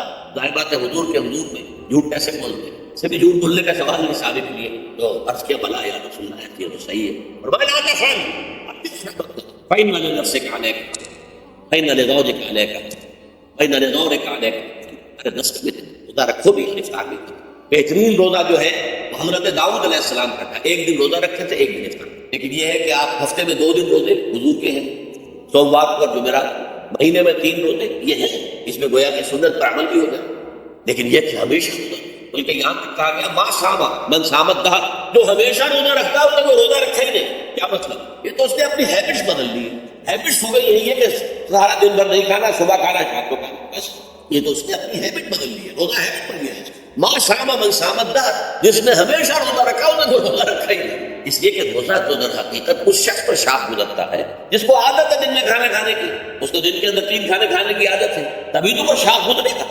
اگر وہ عادت ہی اس نے بدلنی ہے تو ظاہر بات ہے کہ پھر روزے کی جو برکت ہے وہ تو ظاہر نہیں ہے۔ تو بہرحال اس اعتبار سے غور کیجئے کہ یہ پہلا حکم جو ہے روزے کا لعلکم تتقون، تاکہ تمہارے اندر تقوی پیدا ہو جائے، اپنے نفس پر کنٹرول پیدا ہو۔ اس کو یوں سمجھیے کہ یہ ایک بڑا بوزور گھوڑا ہے، ہمارا جو نفس ہے، ہمارا جو جسم ہے، حیوانی نظام، اس پر ہماری خودی یا ہماری انا یا ہماری ایگو یا ہمارا سیلف یہ اس پر حکمران ہے، اس کا گھوڑے کا سوار ہے۔ اب اگر گھوڑا بوزور ہے اور سوار کے قابو میں نہیں ہے تو کیا نتیجہ نکلے گا؟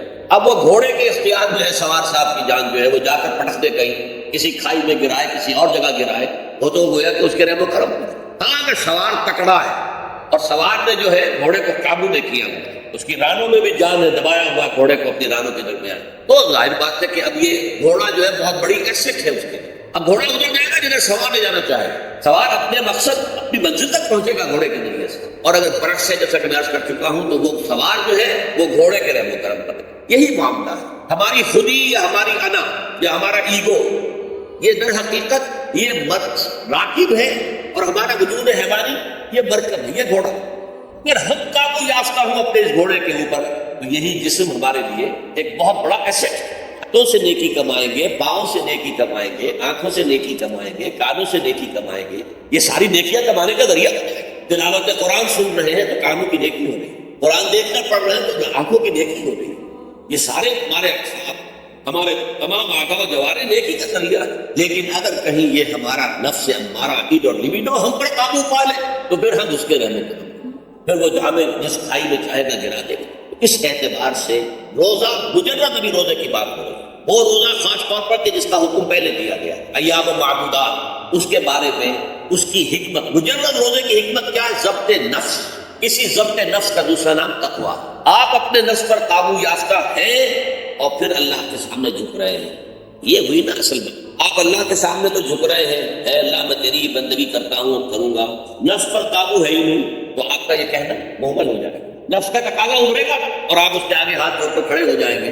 گویا کہ جو آپ نے کہا تھا ایاک نعبد و ایاک نستعین، اس کی پیروی کرنا، اس کو پورا کرنا، اس کا تقاضا بجا لانا آسان کام نہیں۔ جو بھی گویا مسلمانوں میں لرزن کہ دامن مشکلات لا الہ، جب میں کہتا ہوں کہ میں مسلمان ہوں تو میں مجھ پر کھپکھپی طاری ہوں، لیکن مجھے معلوم ہے کہ لا الہ کہنے کا مقصد کیا ہے، مطلب کیا ہے، اس کے تقاضے کی۔ تو روزہ مجرد روزے کی غرض و غایت یا ضبط نفس یعنی سیلف کنٹرول، اور اس سیلف کنٹرول کے ساتھ اپنے پورے وجود کو اللہ کے سامنے جھکا دیں، یہ عبادت ہے۔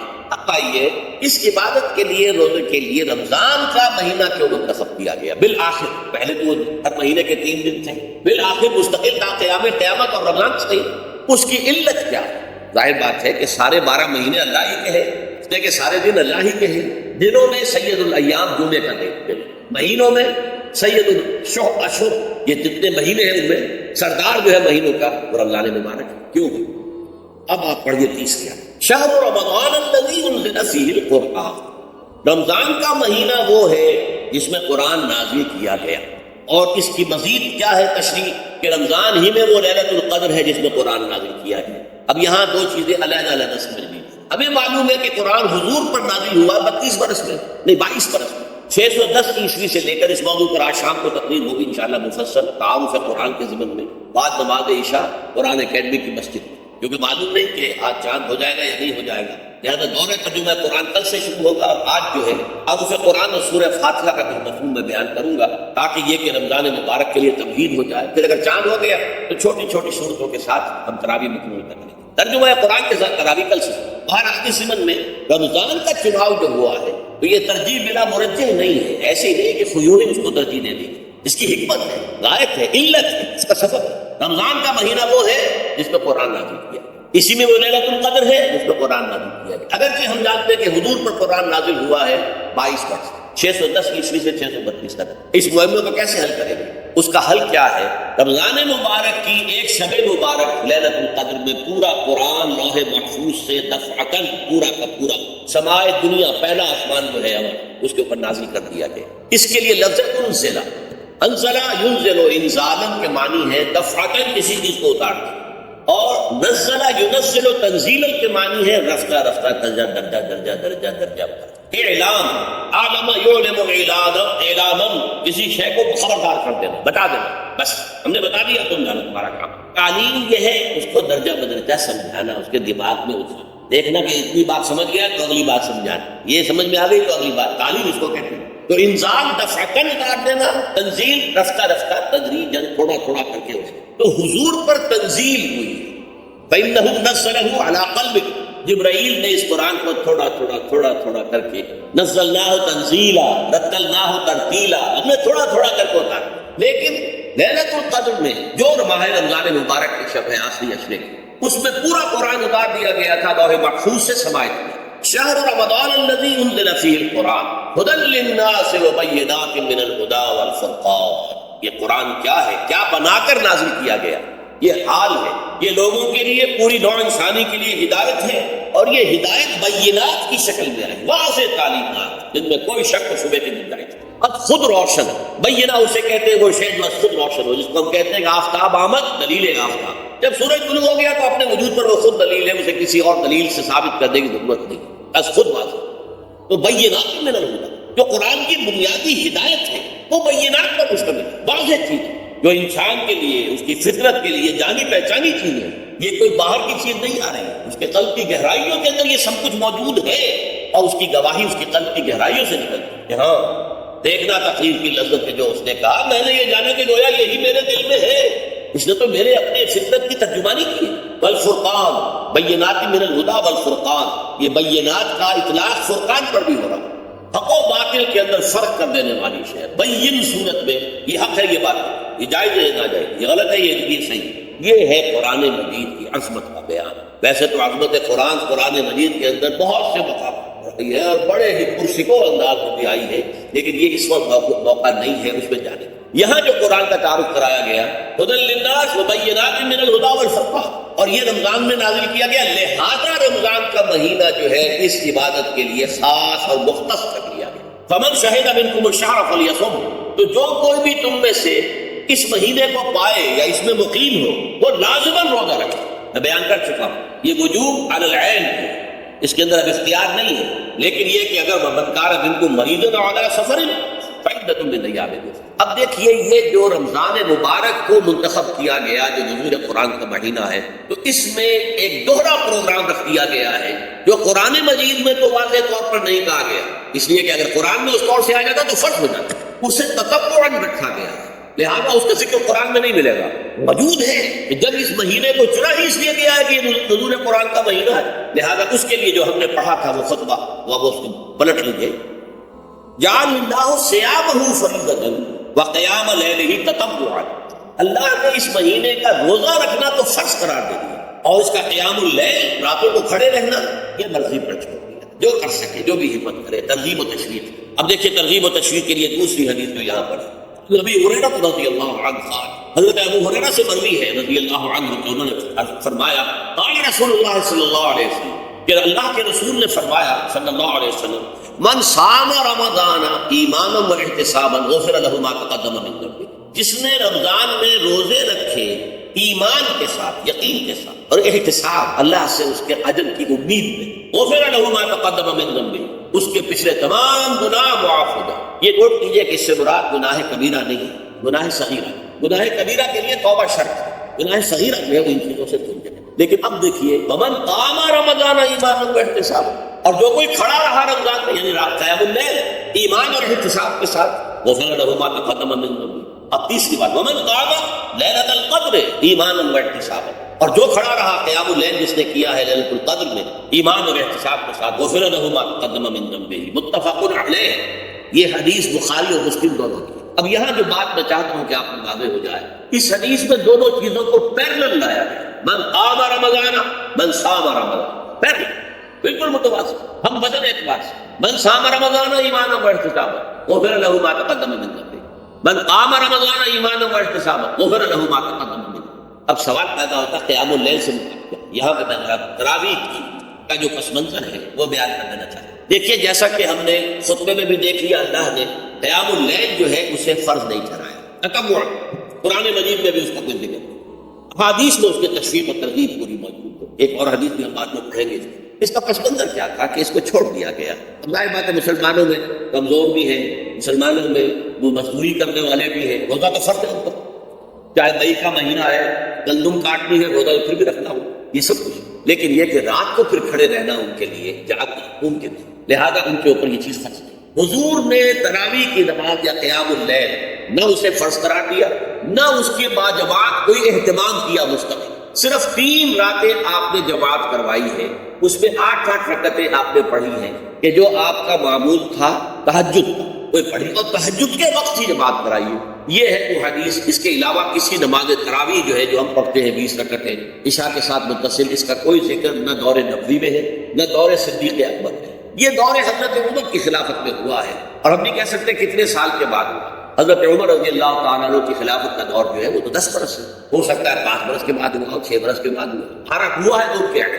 حضرت عمر ایک مرتبہ مسجد میں داخل ہوئے، مسجد نبی میں، تو دیکھا کہ کچھ لوگ 8، 10، 12 جو ہے وہ ایک جو ہے آفس کے پیچھے کھڑے ہوئے وہ قرآن سن رہے ہیں، کچھ دوسرے کونے میں کھڑے ہیں، کچھ کہیں اور کھڑے ہیں، مختلف جماعتیں ہو رہی ہیں۔ انہوں نے سوچا کہ کیوں نہ ان سب کو ایک امام کے پیچھے جمع کر دیا، اور اس کے لیے لوگوں کی سہولت کے لیے عشاء کے ساتھ متصل کر دیا، اس لیے کہ تہجد کے وقت اٹھنا جو ہے وہ تو خطف و ناقص کا کام نہیں ہے، کہ عشاء کے بعد اگر تھوڑا سا اضافی وقت ہو صرف تو یہ ہر شخص کر لے، مزدور بھی کر لے۔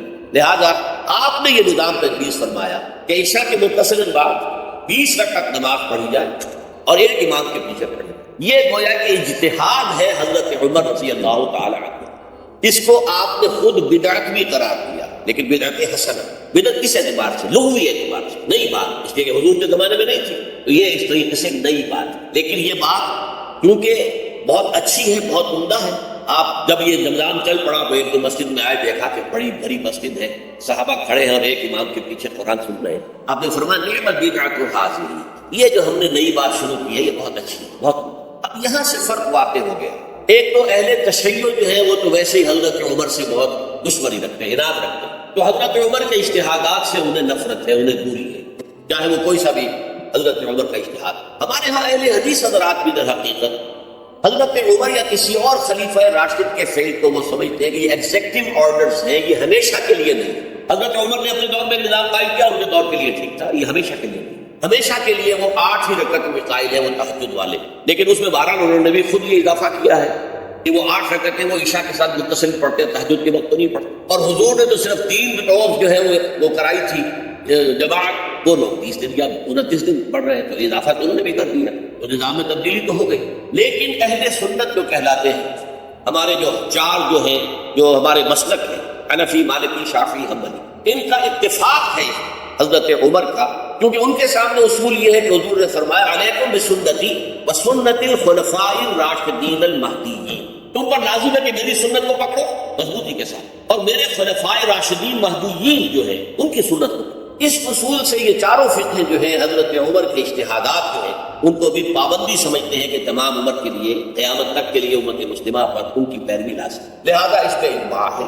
اور یہاں تک کہ یہ سب سے آخری جو اس میں مسلک پیدا ہوا ہے زمانی اعتبار سے، سب سے پہلے مسلک جو ہے حنفی پیدا ہوا، پھر مالکی پیدا ہوا، پھر شافعی پیدا ہوا، اور پھر حنبلی آخری۔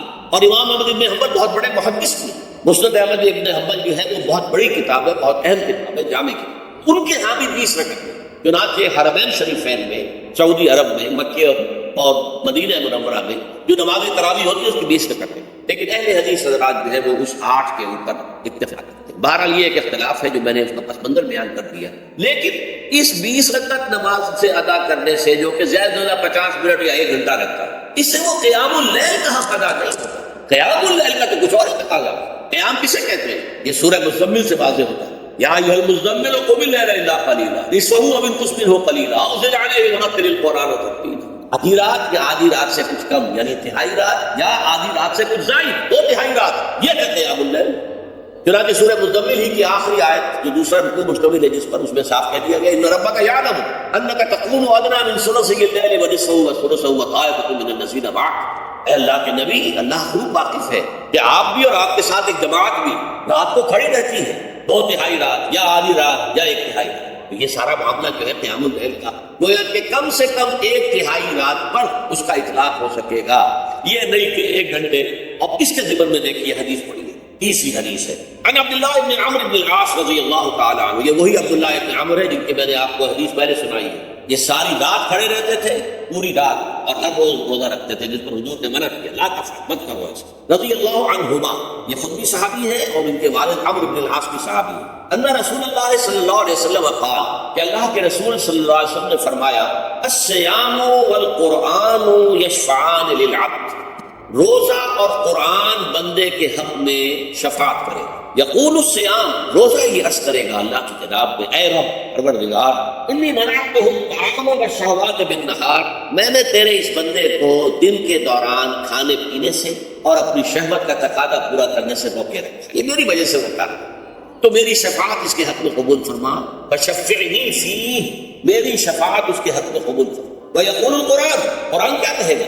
مَنَعْتُهُ النَّوْمَ بِاللَّيْلِ، میں نے اسے رات کے وقت سونے سے، نیند سے روکے رکھا، فَشَفِّعْنِي فِيهِ، تو اس کے حق میں میری شفاعت قبول فرما۔ حضور فرماتے فَيُشَفَّعَانِ، ان دونوں کی شفاعت قبول کی جائے گی۔ یہ ہے قیام اللیل۔ یہ قیام اللیل صرف تراویح کی نماز سے جو پڑھ لی جاتی ہے، اور ہمارے یہاں تو یہ ہے، وہاں کم سے کم یہ تو تھا، صحابہ کرام کھڑے ہوتے تھے تو جو قاری پڑھ رہا ہوتا تھا وہ ان کے دل میں اترتا جاتا تھا، اس کا مضمون اور مفہوم جو ہے ان کو معلوم ہے، لہذا وہ اس کی زبان سے نکلا وہ ہر لفظ ان کے قلب کی گہرائیوں تک اتر رہا۔ یہاں تو یہ ہے پیرٹ لائک حافظ ہے، اسے خود پتہ نہیں میں کیا پڑھ رہا ہوں، اکثر وفاق جو ہے وہ عالم تو نہیں ہوتی، اور جو سن رہے انہیں کچھ پتہ نہیں ہم نے کیا سنا، تو ٹھیک ہے، کم سے کم ثواب کو انہیں ملے گا کہ انہوں نے وقت نکالا ہے، 1 گھنٹہ ہی اضافی صحیح، لیکن اس کا وقت انہوں نے نکالا ہے، محنت کی ہے، کھڑے رہے ہیں، ثواب ملے گا۔ لیکن جو مقصد ہے وہ حاصل نہیں ہوتا، اس مقصد کے حصول کے لیے اول تو قیام اللیل کی کم سے کم مدت 1/3۔ اگر کوئی شخص فرض کیجئے کہ اس کے ہاں کوئی اور انتظام نہیں ہے، جیسا کہ ہمارے ہاں ہم نے انتظام کیا ہے، بڑے بڑے شہروں میں دورہ ترجمہ قرآن، اس میں ہمیں 5 گھنٹے لگ جاتے ہیں، نصف شب کے قریب جو ہے معاملہ ہو جاتا ہے۔ اس میں کیا ہوتا ہے کہ ہر 4 رکعت سے پہلے جو اس کے اندر پڑھا جانا ہے حصہ قرآن کا، اس کا پہلے ہم مطالعہ کرتے ہیں، بیٹھ کر ترجمہ اور کچھ موٹے موٹے نکات کی جو ہے وضاحت، پھر کھڑے ہو گئے اور قاری صاحب کے پیچھے 4 رکعتوں کے اندر وہ 4 رکوع یا جتنے بھی ہیں پڑھ لی، سن لی، پھر بیٹھ گئے 4 کے بعد پھر اگلی 4 رکعتوں کے اندر جو کچھ پڑھا جانے والا ہے اس کا ترجمہ، اس کی تفہیم ہو گئی، پھر کھڑے ہو گئے، پھر سن لیا۔ اس طریقے سے 5-6 گھنٹے میں تراویح ختم ہوئی، تو تراویح بھی ہو گئی، حضرت عمر کے اجتہاد پر عمل بھی ہو گیا، 20 تراویح ہو گئی، لیکن یہ ہے کہ اس کے ساتھ جو اصل غرض و غایت ہے قیام اللیل کی، وہ بھی حاصل۔ یہ ہم نے 17 سال پہلے شروع کیا تھا یا 18 سال پہلے، اور وہ انشاءاللہ اللہ کے فضل و کرم سے اب چل رہا ہے، بڑے بڑے شہروں میں ہو رہا ہے، لاہور میں جن مقامات پر ہو رہا ہے وہ تازہ جو ندائے خلافت ہے اس کے اندر آپ اس کی فہرست دیکھ لیں، کراچی میں تو اس سے غالباً 3 گنا مقامات کے اوپر وہ کام ہو، اور دوسرے شہروں میں بھی ہو رہا ہے۔ تو اس سے در حقیقت وہ غرض و غایت، وہ حکمت جو ہے پوری ہوتی ہے کہ یہ دونوں چیزیں پیرلل ہیں۔ من صام رمضان ایمانا واحتسابا غفر له ما تقدم من ذنبه ومن قام رمضان ایمانا واحتسابا غفر له ما تقدم من ذنبه، تو صیام اور قیام جو ہے ان دونوں کا حق ادا ہو جائے۔ تو یہ ہے شہر رمضان الذی انزل فیہ القرآن ھدی للناس وبینات من الھدی والفرقان فمن شہد منکم الشہر فلیصم ومن كان مريضا او على سفر فعدة من ايام اخر يريد الله بكم اليسر ولا يريد بكم العسر ولتكملوا العدة ولتكبروا الله على ما هداكم ولعلكم تشكرون۔ اب جو آخری لفظ ہے لعلكم تشكرون، اب اس کی وضاحت سمجھ۔ اور رمضان کے یہ 2 پروگرام جب پیرلل ہو جائیں گے، جب دونوں کی پابندی کی جائے گی تو اس کا حاصل کیا؟ اس بات کو سمجھنے کے لیے سب سے پہلے آپ اس کو سمجھیے کہ جسے ہم خود ہی کہہ رہے تھے، جسے ہم سیلف کہہ رہے تھے، اپنی انا کو مضبوط کرنا، سیلف کنٹرول، ایگو جو ہے وہ پوری طرح قابو یافتہ ہوگی اور لبیڈو پر، اصل میں اس سے مراد کیا؟ اس پر میں نے تفصیل سے بحث کی ہے عظمت صوم نامی اپنے کتاب سے۔ ویسے یہ ہے کہ وہ مشکل ہے، ذرا فلسفیانہ اس کا انداز ہے، لیکن یہ ہے کہ وہی باتیں آسان الفاظ میں۔ دوسرا کتاب کیا ہے؟ عظمت صیام و قیام رمضان مبارک، وہ آسان ہے، اگرچہ یہ دونوں بہت ہی محدود تعداد میں ہمارے پاس ہیں، لیکن یہ کہ میں نے ذکر کر دیا، جو حضرات لینا چاہیں وہ لے لیں۔ لیکن یہ ہے کہ اس میں اصل پس منظر ہے۔ دیکھیے ہمارا جو وجود ہے انسان کا، یہ کمپوزٹ ہے، مرکب ہے۔ ہمارے دو وجود ہیں جو جوڑ دیے گئے، کیسے جوڑ دیے گئے ہم نہیں جانتے، لیکن ہے دو وجود۔ ایک وجود حیوانی ہے، میں نے عرض کیا تھا پہلے، ہر انسان ایک حیوان بھی مکمل، سارے حیوانی تقاضے ہمارے اندر، لیکن حیوان اور انسان میں بنیادی فرق یہ ہے کہ انسان کا جو اصل وجود ہے وہ روحانی ہے۔ اس روحانی وجود کی وجہ سے انسان کا وہ مقام ہوا کہ تمام فرشتوں کو اس کو سجدہ کرنے کا حکم دیا گیا۔ فَإِذَا سَوَّيْتُهُ وَنَفَخْتُ فِيهِ مِن رُوحِي فَقَعُوا لَهُ سَاجِدِينَ۔ فرشتوں سے کہہ دیا گیا تھا کہ میں ایک بشر پیدا کرنے والا ہوں مٹی سے، جب میں اسے پیدا کر لوں اور اس کی ناک پلک سنوار دوں، دو پلک درست کر دوں، تو پھر اس کے سامنے اور اس میں اپنی روح میں سے پھونک دوں تو گر پڑنا اس کے سامنے سے۔ حیوان انسان اور انسان روحانی یہ دونوں مل کر اب آدم بنے۔ نمبر دو، اس حیوان انسان کا وجود زمین سے، مٹی سے پیدا کی، مٹی سے، گارے سے، تین لازم سے، چپچکانے والے گارے سے، وہ جس میں کہ بدبو پیدا ہو جائے، یہ ساری باتیں کہی گئی، اور سائنس بھی کہتی ہے مٹی سے پیدا ہوا۔ کیسے پیدا ہوا اس میں اختلاف ہے، لیکن یہ کہ ہے مٹی ہماری اوریجن، قرآن بھی کہتا ہے اور سائنس بھی کہتا ہے۔ اور ہمارے وجود کو جب وہ تھک جائے، مزمحل ہو جائے، اس کی انرجی کم ہو جائے، تو اس کے لیے جو غذا ہے، جو تقویت ہے، وہ بھی ساری زمین سے آ رہی ہے۔ آپ نے پھل کھائے، آپ نے گندم کھائی، آپ نے چاول کہاں سے آ رہا؟ اچھا بکری کا گوشت کھایا تو بکری کا گوشت کس چیز سے بنا؟ اس نے گھاس کھائی ہے، اس کے پتے کھائے ہیں، وہیں سے بنا ہے۔ الٹیمیٹ سورس آپ کے وجود حیوانی کے لیے جو آ رہی ہے وہ زمین ہے۔ وجود روحانی کو بھی تقویت کی ضرورت ہے، وہ بھی مزمحل ہوتی ہے، کمزور ہو جاتی ہے، خاص طور پر جب کہ وجود حیوانی کا اس پر غلبہ ہو جائے، تب تو یوں سمجھیے کہ وہ بالکل بے ہوش ہو کر موت کے قریب ہو جائے۔ اس کی تقویت، اس کی غذا وہیں سے آئی ہے جہاں سے روح آئی، وہ کلام ربانی، روح ربانی۔ نفخت فیہ من روحی، من روحی، من روحی، میں پھونک دوں اس میں اپنی روح میں سے۔ روح کا تعلق ذات باری تعالیٰ کے ساتھ۔ اسی طرح کلام ربانی کہاں سے آیا؟ اللہ تعالیٰ کے پاس۔ یہ اس کی تقویت کا۔ اب عام حالات میں کیا ہوتا ہے؟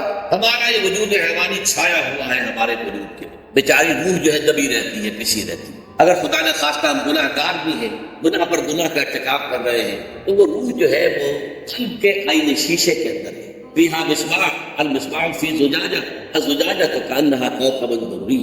قلب جو ہے شیشے کے مانند ہے جس کے اندر روح کا چراغ جل رہا ہے۔ اگر یہ اوپر جو شیشہ ہے اس پر دھواں آ گیا، لالٹین کی چمنی پر دھواں آ گیا، تو روشنی باہر نہیں آئے گی۔ اگر انسان گناہ کرتا ہے تو قلب پر رین، زن آ جاتا ہے، یا حضور نے فرمایا داغ لگ جاتا ہے، اور گناہ کرتا ہے اور داغ لگتا ہے، اور گناہ کرتا ہے اور داغ، یہاں تک کہ بالآخر پورا قلب سے آ گیا۔ اب وہ روح اندر بند ہو گئی، وہ دفن ہو گئی۔ اس کے لیے اب ضروری ہے کہ اب ایک پروگرام ایسا دیا جائے کہ ریورس دن میں روزہ رکھو تاکہ وہ جو اینیمل انسٹنکٹ ہے وہ دبے، تو جب یہ وزن جو ہے اس کے اوپر کم ہوگا تو کچھ سائی آف ریلیف سے ملے گی۔ جیسے بے ہوش آدمی پڑا، اسے کچھ ہلکا سا ہوش آ رہا ہے، آپ نے پانی کے کچھ چھینٹے دیے، اس کے بعد آپ نے رات کو کھڑے ہو کر قرآن کے انوار کو اتارا، بارش برس رہی ہے روح انسانی کے اوپر، قلب روحانی، قلب انسانی کے اوپر، جس میں کہ وہ روح جو ہے وہ دفن، وہ زندہ ہوگی اثر نو، ہوش میں آئے گی، اور ہوش میں آئے گی تو دو کام ہوں گے۔ ایک تو اسے قرآن کی عظمت کا احساس ہو، یہ قرآن میری حیات تازہ کا ذریعہ بنا ہے، میں دب گئی تھی، میں پس گئی تھی، میں بے ہوش تھی، میں نیند مردہ تھی، اس قرآن کی بارش نے یہ ترشح جو ہوا ہے مجھ پر، اس نے مجھے حیات تازہ، یہ جو قدر کا احساس ہوگا قرآن کا، لعلکم تشکرون، تاکہ تم قرآن کی عظمت سے واقف ہو۔ ایک انسان بھوک کی وجہ سے اس کا شوگر لیول اتنا گر گیا کہ بے ہوش تھا، ظاہر بات ہے کہ آپ اسے کچھ پانی کے چھینٹے دیں گے تو کچھ ہوش نہیں آئے، پھر غذا دیں گے تو وہ پوری توانائی پر آئے گا، تو معلوم ہوگا اسے اس غذا کی کیا قدر ہوتی ہے۔ اگر آپ کو بھوک ہی نہیں لگتی تو غذا بے معنی ہے، پیاس ہی نہ لگے تو آپ کو کیا معلوم کہ اس پانی کے اندر کتنی بڑی عظمت ہے، یہ میرے لیے کتنا بڑا انعام و احسان ہے اللہ۔ وہ تو پیاس کا جان پر بنی ہوئی ہو، اور پیاس اس وقت آپ کو ایک گھونٹ پانی کوئی دے دے تو آپ کو معلوم ہوگا دنیا و مافیا سے بڑھ کر ہے یہ ایک گھونٹ پانی جو مجھے ملا۔ اسی طرح جب روح دبی ہوئی تھی حیوانی وجود کے بوجھ تلے، جبکہ وہ نیم خوابیدہ یا نیم بے ہوش یا بالکل بے ہوش تھی، تو دن میں تو روزہ رکھ کر اس پر سے حیوانی وجود کا وزن کم کیا گیا، اسے ایک ریلیف دی۔ رات کو قرآن مجید کے انوار و برکات اس میں جذب کیے گئے تو اس کو پوری توانائی حاصل ہوئی۔ اس پوری توانائی کا پہلا نتیجہ تشکر، قرآن کا شکر، الحمدللہ الذی انزل علی عبدہ الکتاب ولم یجعل لہ عوجا۔ پھر وہ قلب کی گہرائیوں سے نکلے گا، سارا شکر اس اللہ کے لیے جس نے اپنے بندے پر صلی اللہ علیہ وسلم کتاب نازل کی اور اس میں کوئی کمی نہیں رکھی، کسی طرح کی ایک پیش نہیں۔ یا تبارک الذی نزل الفرقان علی عبدہ لیکون للعالمین نذیرا، بڑی بابرکت ہے وہ ذات جس نے اپنے بندے پر فرقان نازل کیا تاکہ وہ تمام جہان والوں کے لیے نذیر اور خبردار کرنے والا بن جائے۔ یہ قرآن کی عظمت کا احساس، اور ظاہر بات ہے جس قدر کسی نعمت کی قدر و قیمت کا احساس ہوگا اسی قدر تو آپ شکر ادا کریں گے۔ اگر آپ نے کسی بچے کے ہاتھ پر ہیرا رکھ دیا، اسے کیا پتا یہ ہیرا کس بلا کا نام ہوتا ہے، وہ سمجھے گا کانچ کا ٹکڑا ہے، لیکن اگر کوئی واقعتاً کو جوہر شناس ہو، جوہری ہو، اس کو آپ ہیرا دیں گے، وہ اسے معلوم ہے کہ مجھے کیا چیز دی گئی، اس کے اندر جو شکر پیدا ہوگا تو اس بچے کے اندر تو نہیں پیدا ہو سکتا جسے معلوم ہے کیوں۔ تو قرآن مجید کی اصل عظمت سے انسان واقف کب ہوگا؟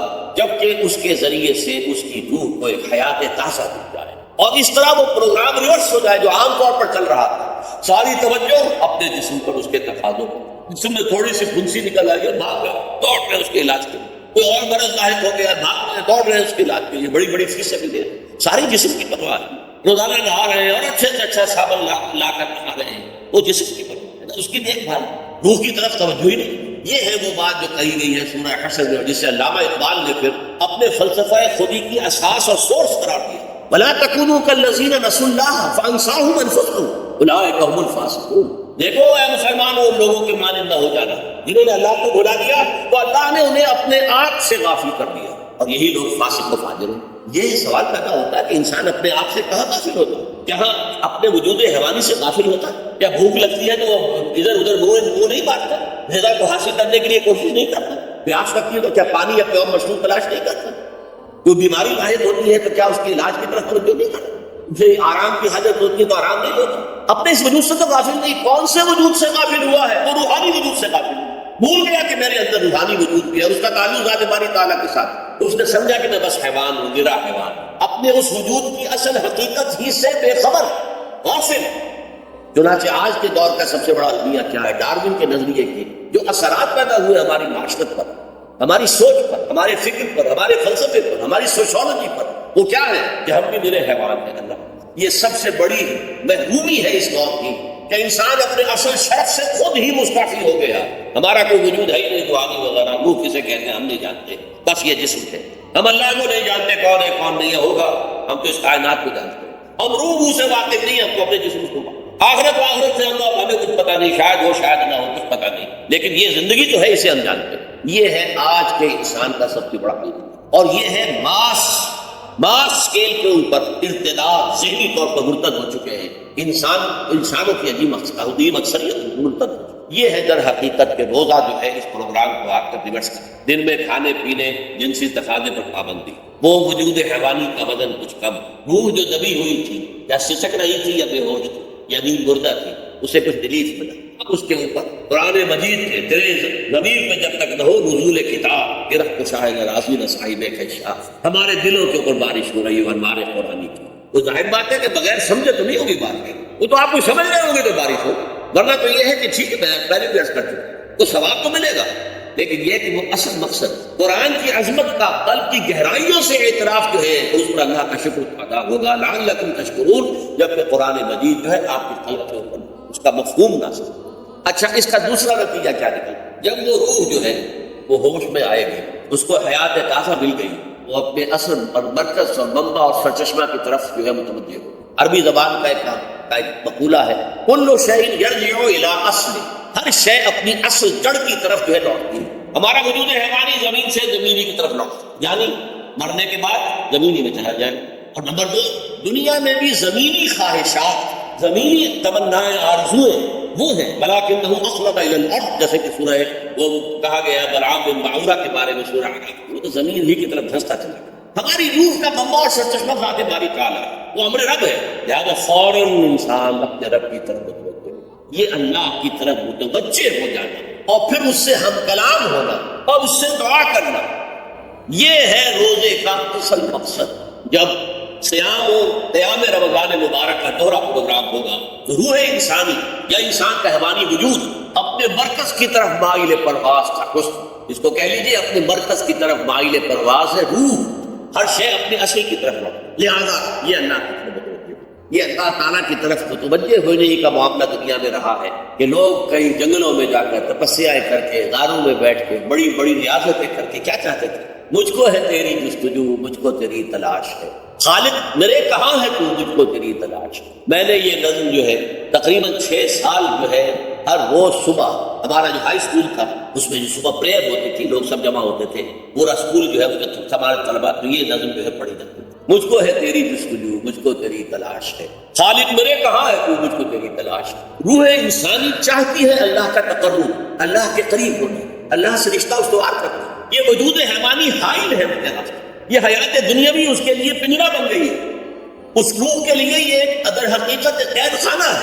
جیسے کہ حضور نے فرمایا کہ دنیا سجن المومن و جنت الکافر، مومن کے حق میں یہ دنیا قید خانہ ہے، اس کی روح جو ہے یہاں آ کر اس جسد حیوانی کے اندر جو ہے وہ دفن ہو گئی ہے، قید خانہ اس پنجرے میں بند ہو گئی۔ لیکن وہ کافر کے لیے یہی باغ و بہار ہے، یہی پر عیش کرنے ہیں، یہی پر مزے لوٹنے ہیں۔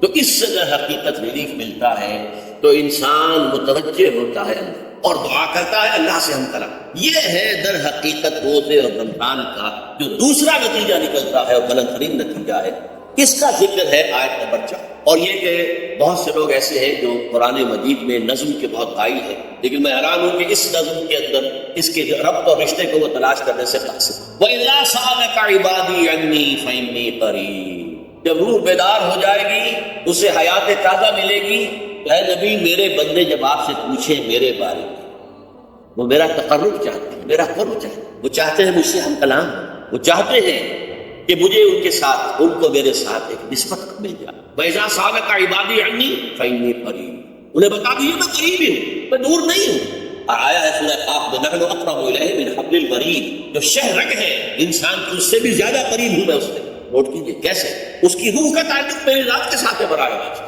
اس کی مثال بھی میں دے چکا ہوں کئی اپنے کتابوں کے اندر، عظمت صوم ہمیں کتاب کا پڑھیں گے جو حضرات بھی سمجھ سکے پوری طرح سے، اس کے اندر یہ بات بیان ہے۔ اور اسی لیے دیکھیے حدیث آخری پڑھ لیجیے کہ حضور نے قرار دیا ہے کہ روزہ جو ہے تمام عبادات کے اندر ایک بالکل منفرد شان قرار دی۔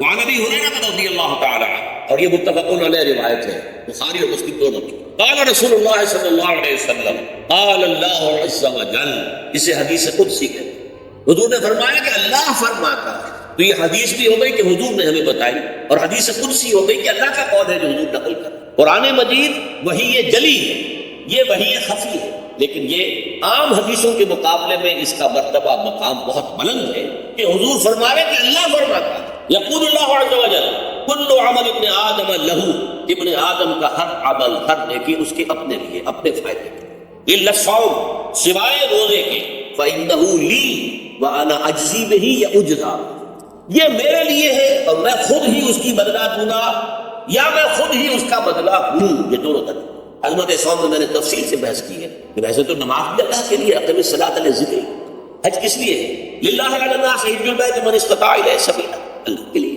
زکوٰۃ کس کے لیے؟ اللہ کے نام پر دی جا رہی ہے، اللہ کے لیے دی۔ صوم میں بات کریں، صوم میں اصل چیز ملحوظ کیا ہے؟ روح انسانی کو تازہ کرنا، زندہ کرنا، اس کی حیات تازہ کا بندوبست کرنا، اور روح کا تعلق آنے بارے میں اس تعلق کی مثال یوں سمجھیے جیسے ہمیں معلوم ہے سورج کا فاصلہ ہم سے کتنا ہے، کروڑ میل، لیکن سورج کی کرن جو وہاں سے چل کر یہاں تک پہنچی ہے، کیا اس کا تعلق سورج سے منقطع ہے؟ سورج کے ساتھ تو تعلق نہیں۔ اسی طرح روح انسانی ذات باری تعالیٰ سے بہت دور آ کر کہہ لیجیے ہمارے وجود کے اندر، ہمارے قلب کے اندر متمکن، لیکن کیا اس کا تعلق اللہ کی ذات سے منقطع ہے؟ لیکن یہ روح ہی اگر مطمئن ہوگی تو تعلق منقطع ہو جائے گا، اس لیے کہ اس روح کے اندر ہی جان نہیں رہی، یہ روح تعالیٰ ہوگی تو اس کا تعلق اللہ کی ذات کے ساتھ اثر نو استوار ہوگا۔ اس لیے یہ کہا یہ میرے لیے، الا الصوم فإنہ لی، یہ میرے لیے، وأنا أجزي به یا اجزا به، میں خود ہی اس کا بدلہ دوں گا یا خود ہی اس کی جزا ہوں، خود ہی اس کی جزا ہوں۔ اللہ کے اس بندے کا تعلق میرے ساتھ ایسا قائم ہو جائے گا کہ گویا کہ اسے میں مل گیا، اور میرا یہ مل جانا ہی در حقیقت انسانیت کی معراج ہے۔ اور دعا کے بارے میں جان لیجیے کہ حضور نے فرمایا الدعاء مخ العبادت، دعا جو ہے عبادت کا اصل جوہر ہے، لب لباب، اور یہ بھی کہا الدعاء هو العبادت، دعا ہی اصل عبادت ہے، دعا ہی اصل ہے، دعا جو ہے وہ روح ہے اس کی. اور علامہ اقبال نے اپنے لیکچر میں جو ہے خطبہ رکھا ہے اس موضوع کے لیے، میننگ آف پریئر ان اسلام، بڑا عظیم. اس نے جو نقشہ کھینچا ہے کہ یہ پریئر کیا ہے، انائے صغیر، یہ ایگو میرا، میری انا، میری خودی، انائے صغیر، انائے کبیر کے روبرو آتی، انائے کبیر اللہ، اننی انا اللہ لا الہ الا انا، یہ انا، انائے کبیر اللہ کی انا، وہ عظیم انا، اور یہ چھوٹی سی محدود سی انا. تو ہے محیط بے قرار، میں ہوں ذرا سی ہوں، یا مجھے ہم کنار کر یا مجھے بے کنار. اقبال نے پتہ نہیں کس جگہ کس کیفیت میں ڈھونڈ کر یہ شعر، اے اللہ تو تو ایک ایسے سمندر کے مانند ہے کہ جس کا کنارہ ہی نہیں. اب میں چھوٹی سی ایک پانی کی ایک چھوٹی سی ندی ہوں، آپ دور کو چھوٹی سی، کیا چکر، یا تو مجھے اپنے آپ میں ملا دے کہ میں بھی ناپیدا پیدا ہوں. دریائے سندھ کا پانی جب سمندر میں گر جاتا ہے تو سمندر میں، اور یا پھر مجھے بھی بے کنار کر دے، میری وجود کو بھی اتنی وسعت دے دے.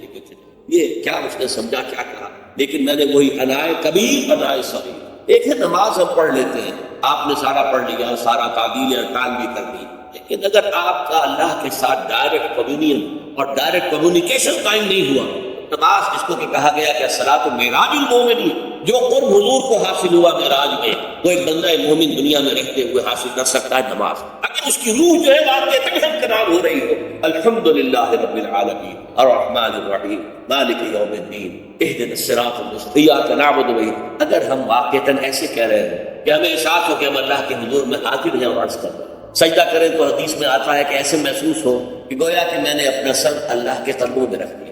یہ ہے نماز. اب جو گفتگو ہو رہی ہے یہ ہم کلامی ہے، الصلاۃ معراج المومنین، اہل ایمان کے حق میں یہ نماز جو ہے یہ معراج کے نماز. لیکن یہ نماز کیسے نصیب ہوگی اگر روح سوئی ہوئی ہے، دبی ہوئی ہے، پسی ہوئی ہے، مزمحل ہے یا مردہ ہے؟ یہ نماز کیسے حاصل ہوگی؟ چاہے آپ پانچوں وقت کی نماز پڑھ رہے ہو، چاہے آپ نے ہیبٹ بنا لیا ہو نماز کو، چاہے خوش بھی ہو گیا ہو، لیکن یہ کہ جب تک وہ روح بیدار نہ ہو، جب تک ہم کلامی نہ ہو، افلاق سے آتا ہے نالوں کا جواب آخر، اٹھتے ہیں حجاب آخر، کرتے ہیں خطاب آخر، جب تک یہ نہ ہو. جیسے کہ میں ایک حدیث قدسی انشاءاللہ آج سناؤں گا سورہ فاتحہ کے ذکر کہ اللہ تعالیٰ کے سامنے جب کھڑا ہو کر انسان جب کہتا ہے انی وجہت وجہی للذی فطر السماوات والارض حنیفا، دائیں بائیں سے بالکل اپنا تعلق کاٹ کر میں نے اپنا رخ کر لیا ہے اس اللہ کی طرف جس نے آسمان اور زمین کو کہا. اب یہ توجہ وجہت، اگر یہ میں چہرہ کھمبے کر دیا خانہ کعبہ کی طرف، اندر سے ہماری روح متوجہ نہیں ہوئی، وہ سوئی پڑی، مجھے پتہ ہی کچھ نہیں کہ کیا ہو رہا. اس صورت میں وہ کیا ہے، ظاہری بات تو پوری ہو گئی، نماز کا ثواب ہو جائے گا، فرض کی ادائیگی کا ثواب مل جائے گا، لیکن وہ اصل نماز کو حاصل نہیں. یہ ہے وہ بات کہ وَإِذَا سَأَلَكَ عِبَادِي عَنِّي فَإِنِّي قَرِيبٌ. اے نبی، جب میرے بندوں کی روحیں بیدار توانا ہو جائیں، حیات تازہ سے وہ ہم کنار ہو جائیں، اور پھر وہ میرے بارے میں پوچھیں، وہ میرا تقرب حاصل کرنا چاہتے ہیں، اب آپ سے پوچھیں تو کہیے میں قریب ہوں. اجیب دعوت الداعی اذا دعان، یہ ہے وہ دعا، میں ہر پکارنے والے کی پکار، ہر دعا کرنے والے کی دعا کو سنتا ہوں، قبول کرتا ہوں، جواب دیتا ہوں جہاں کہیں بھی مجھے پکارے. اذا دعان، اس میں در حقیقت وہ مفہوم آ گیا ہے، where and done, where ever.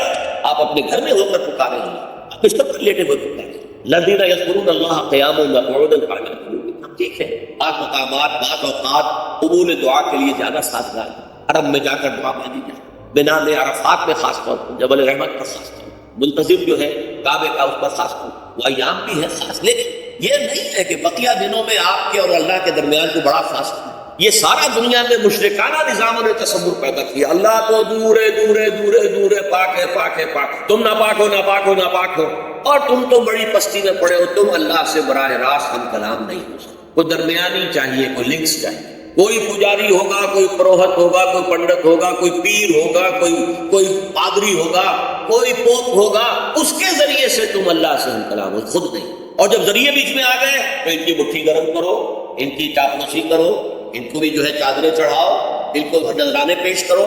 یہ ہے بدترین ایکسپلائٹیشن جو مذہب کے ذریعے سے نوع انسانی کی. یہ دو ایکسپلائٹیشن دنیا میں ہوئی ہے تاریخ انسانی. ایک بادشاہوں کی طرف سے خراج دو ہمیں، محنت تم کرو گے کھیت میں، آدھا حصہ ہمارے پاس آئے گا، ہم ایش کریں گے، ہم اسٹینڈنگ آرمیز رکھیں گے تاکہ ذرا تم بغاوت کرو تو تمہارا سر کچل دیا جائے. یہ ایکسپلائٹیشن بدترین. مانگنے والا گدا ہے، صدقہ مانگے گا خراج. دوسری طرف ہم بادشاہ ہیں، ہم چندر بنسی سورج بنسی خاندان ہیں، ہم راجپوت ہیں، حکومت کرنا ہمارا ہے. یہ پنڈت پروہت جو ہے وہ بھی کہیں گے کہ ٹھیک ہے نصف لی و نصف لک وہذا قوم جاہلون، یہ عوام جو ہے ان کا خود چوسو، ہمیں یہ نذرانے پیش کریں، بتوں کو آ کے چڑھائیں اور تمہیں خراج دیں اور ٹیکس دیں. They are to be exploited.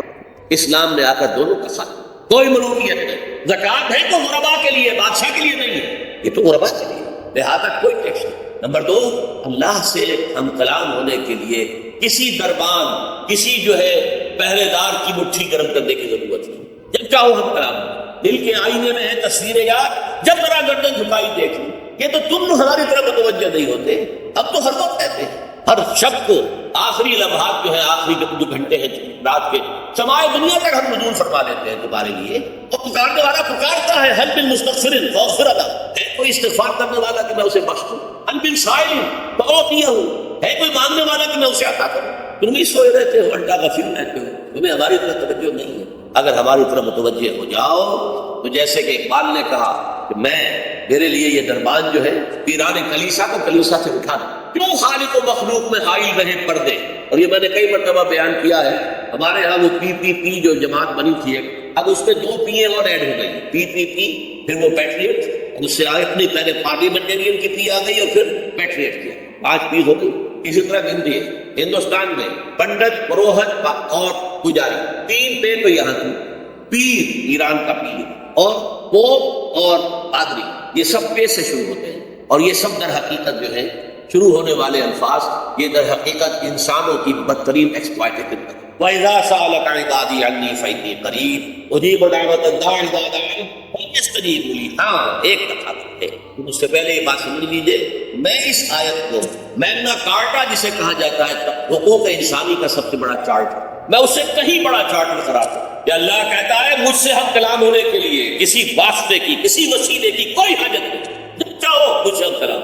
ہاں ایک شرط ہے، فَلْيَسْتَجِيبُوا لِي، چاہیے کہ وہ میری بات بھی قبول کریں، میرے احکام کو تسلیم کریں، میرے فرامین کان سے کھول کر سنیں، ان پر دل سے عمل کریں. فَلْيَسْتَجِيبُوا. السلام علیکم ورحمۃ اللہ وبرکاتہ. اس طرح کی مزید انبیٹیبل ویڈیوز دیکھنے کے لیے ہمارے اس چینل ایٹرنل فیتھ کو سبسکرائب کریں. آپ کا شکریہ.